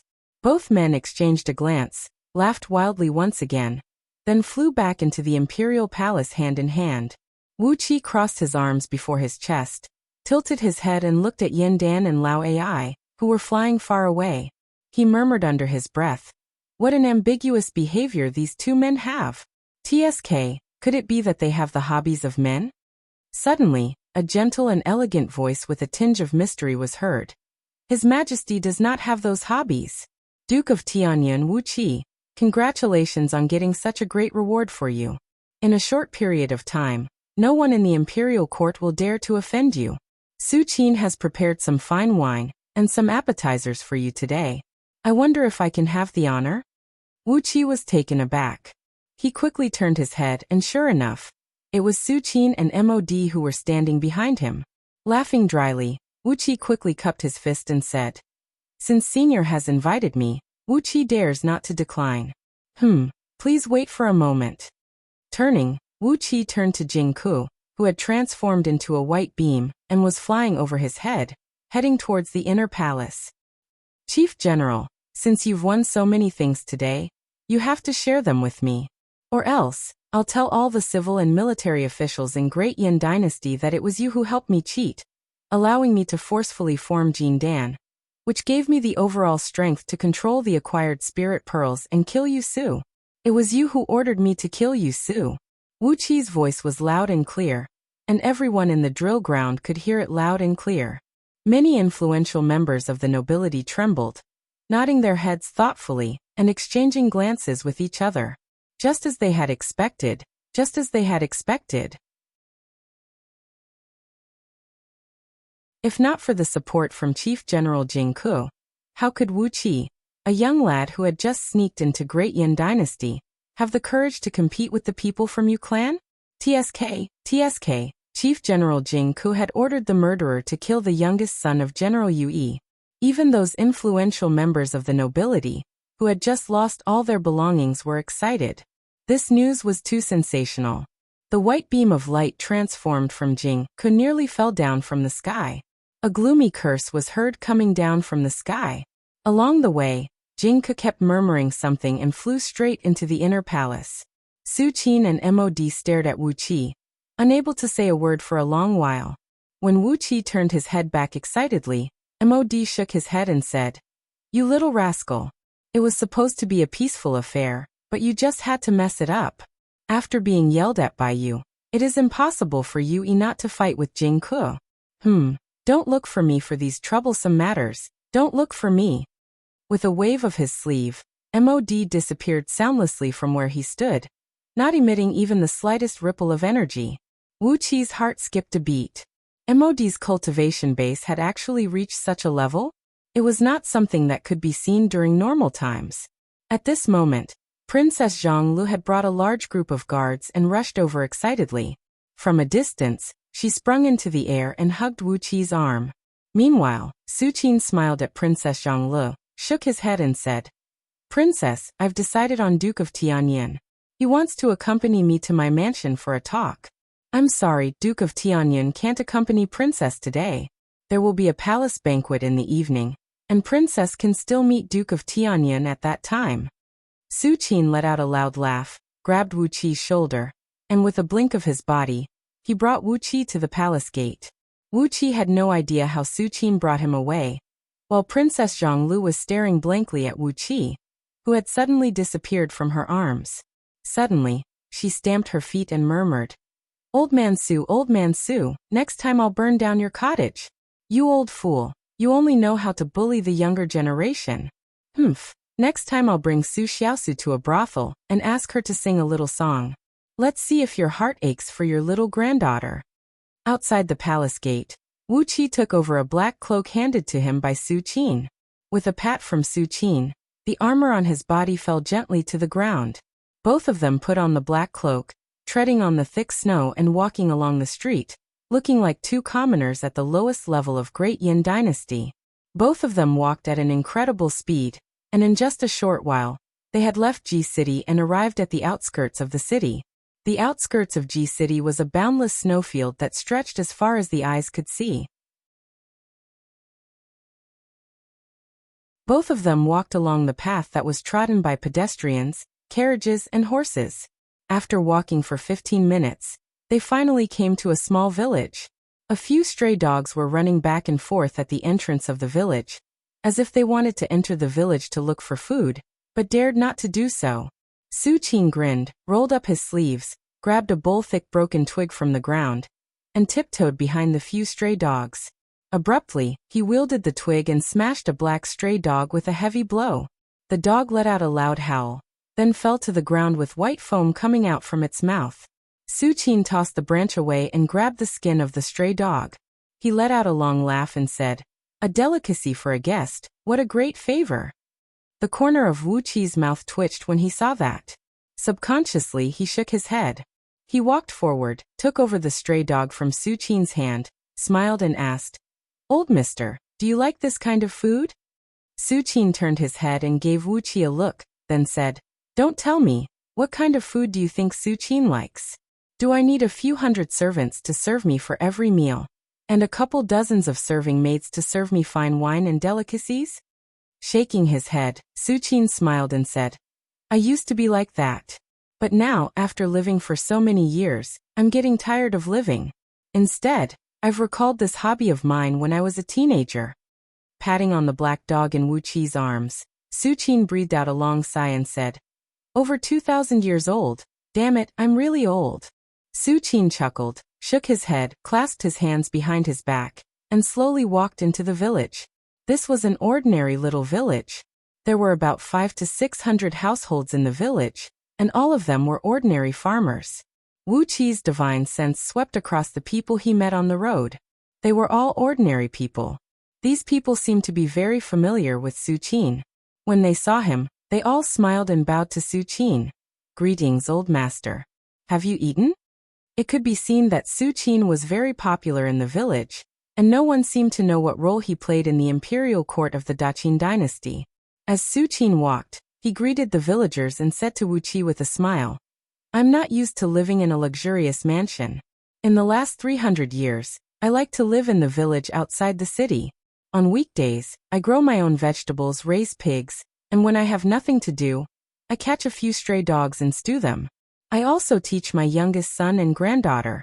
It's a happy life. With a smile, Su Qin said mischievously, I'm really poor and bored.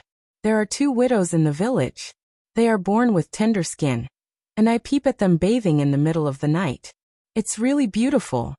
Wu Qi felt his hands tremble. He really couldn't describe Su Qin's behavior. He laughed dryly for a while, then murmured in a low voice, Old Mister has the heart of a child, and this, naive and unaffected. It's really unique taste. Su Qin laughed proudly, and led Wu Qi to a yard at the end of the only dirt road in the village. The yard covered an area of about 7 or 8 acres. In front of the house was a flower garden. At the moment, the branches were withered, and there were no flowers at all. Behind the house were a few acres of vegetable fields. There were still some green vegetables that hadn't been harvested yet. They were lying in a mess on the vegetable fields, smashed by the heavy snow.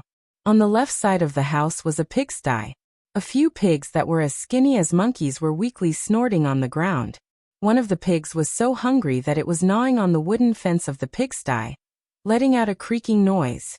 On the right side of the house was a barn. 3 horses, which should be used as mounts, were lying on the ground with their eyes wide open, waiting for death. Judging from the looks of these 3 horses, they hadn't eaten anything for about half a month. They were so hungry that even their skins were drooping. When they saw Su Qin walk into the yard, the 3 horses and the few pigs struggled hard at the same time, then weakly held a few times at Su Qin. Su Qin stared at these livestock in astonishment. He sighed and said, I've only been away for a little over a month. How did all of you end up like this? Zhang Yi, you bastard. I asked you to help me feed the livestock. Why are there 3 less pigs and 2 less horses? A large piece of pig shoulder blade was thrown out from the house. Zhang Yi narrowed his eyes and walked out from the house listlessly. What are they called? 3 pigs and 2 horses. They've all been eaten within this 1 month. There's a black dog. Li Xian, come out and wash them. Hurry up and stew them. It's not easy for us to come to Great Yin Dynasty. Let's eat a few more livestock. We can consider it as serving Daqin, and severely weakening the national strength of Great Yin Dynasty. Zhang Yi smiled and narrowed his eyes into 2 fine lines. If we eat 1 more livestock, when the war breaks out in the future, the soldiers of Great Yin Dynasty will have 1 less meal to eat. Li Xian answered and walked out from the house. While walking, he was picking his teeth with a dagger. Wu Qi loosened his grip, and the fainted wild dog fell heavily to the ground. So this was Su Qin's mansion.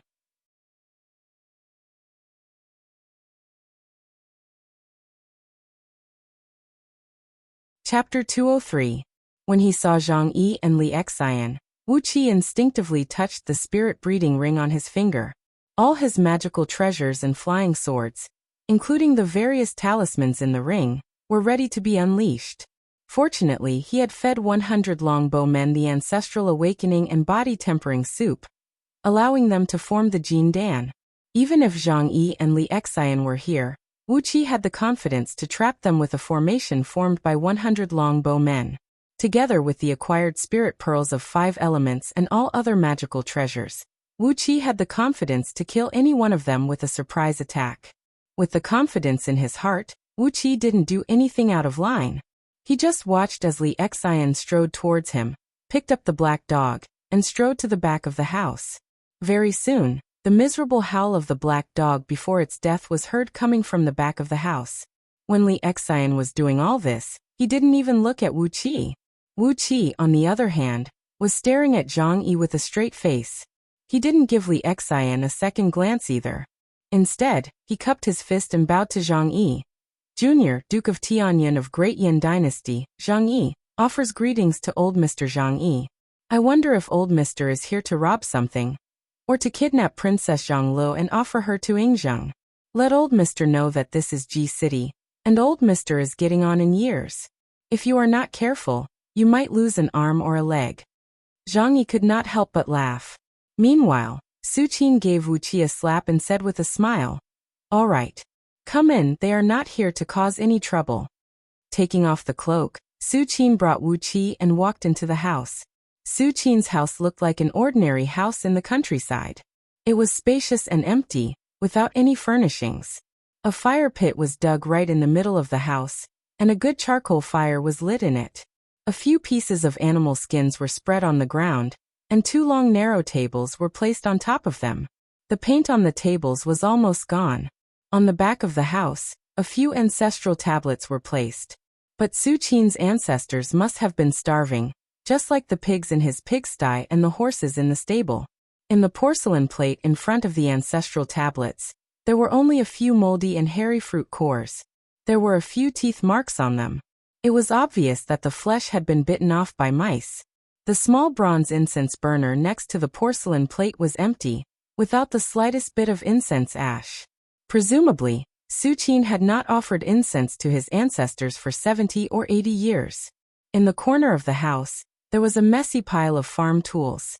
Looking at the rusty appearance of the farm tools, they had not been used for at least 30 to 50 years. Next to the farming tools were several large wicker baskets filled with grains. Wuqia's eyes were sharp. He saw that the grains were also covered with mouse droppings. Presumably, when the mice were eating in the basket, Su Qin was too lazy to get up and drive them away. The 3 of them knelt next to the fire pit. Su Qin flipped his hand and took out a set of azure-colored fine porcelain tea set from his sleeve. It was speckled with sea blue rain marks. He slowly started to boil water and make tea with the charcoal fire in the fire pit. The water was the supreme-grade spring water from a fine porcelain water jar from under Su Qin's sleeve, and the tea was the supreme-grade tribute tea from a crystal tea jar from under his sleeve. Together with Su Qin's over 2,000 years of tea-making skills, it did not take long for a refreshing aroma of tea to envelop the entire courtyard. Su Qin smiled complacently, then said, "This is the supreme-grade tribute tea. Years ago, for the sake of this tribute tea, I mobilized 3 million Great Yin Navy soldiers and sailed 20,000 miles across the Great Eastern Ocean to attack the Kingdom of Feathermen. It took me 3 years to conquer their 738 cities, and forced them to offer me 50 kilograms of this supreme-grade spirit tea every 10 years.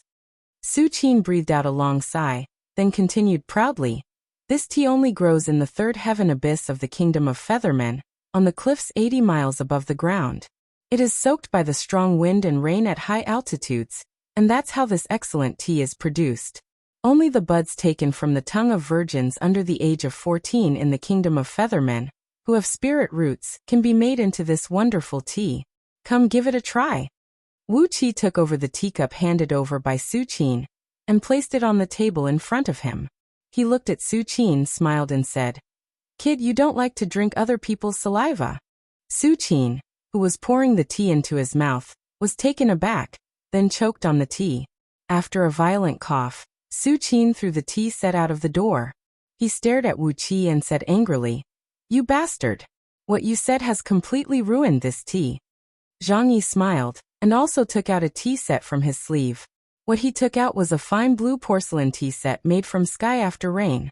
It was also a water jar filled with top-grade mountain spring water. He slowly made tea. As he worked, he smiled and said, This tea is also the tribute tea of the Daqin. The tea is fragrant and can greatly replenish vitality.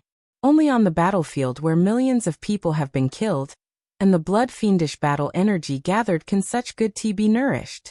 The people who pick the tea are not those delicate little women. They must be elite warriors with strong vitality. Only the tea picked can strengthen vitality, nourish vitality, strengthen muscles and bones, and replenish bone marrow. Su Qin turned his head to look at Wuxia and said coldly, "This imperial preceptor of the Daqin dynasty is showing off in front of us. What do you have to say about this tea?" After a moment of silence, Wuxia said with drooping eyelids, "Burning the zither and boiling the crane, it really spoils the mood. This kid doesn't have the heart to say it."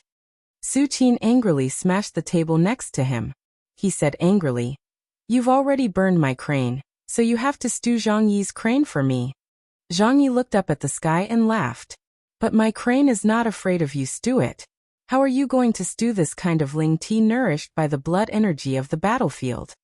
Looking at the proud Zhang Yi, Wuxia said lightly, "Only on the battlefield where millions are killed can this ling tea take root and grow. But after killing millions before people die, their feces and urine will flow, and the ground will be covered in feces and urine. Is it the blood energy of the people that nourishes this ling tea? Or is it the ling tea that absorbs the smell of feces and urine to form this ling tea? No one knows. Wuxia is not willing to drink urine." Silence. Su Qin put his hands under his sleeves, raised his head and looked at the ceiling, falling into a gloomy silence. Zhang Yi's face twisted, his mouth twitching as he stared at Wuxia. After a full quarter of an hour, he slowly picked up all the tea sets and threw them out of the room. Trembling, he looked at Wuxia, snorted coldly and said, "Burning the zither and boiling the crane. There is no one better than you who spoils the mood under the heaven. You little brat, with just a few words, you have destroyed 2 magical items in the world. You. Wuxia sighed lightly. From the black dragon spirit ring, he fished out 3 wine jars made of black clay, and handed one to each of the 2 old men. Opening the jar and taking 2 mouthfuls of the wine, Wuxia shook his head and said, "I destroyed these 2 magical items? You've been drinking them for over 1,000 years, 2,000 years, so what if you keep drinking them? It's just that you can't stand the devil in your heart." After taking a few mouthfuls of wine, Wuxia stared at Zhang Yi, sneered and said, "All right, old Mr. Zhang Yi, what are you doing here? That day, I saw you and old Mr. Su Qin fighting so fiercely. How can you sit here and laugh with each other?" "Su Qin and Zhang Yi are talking and laughing with each other. That is because we are from the same sect. That day we schemed against each other and wounded each other. That is because we are serving different masters. Personal friendship is personal friendship, and official business is official business. You can't mix them together. After that day, Zhang Yi came to me and asked me to bring you here to discuss something with you.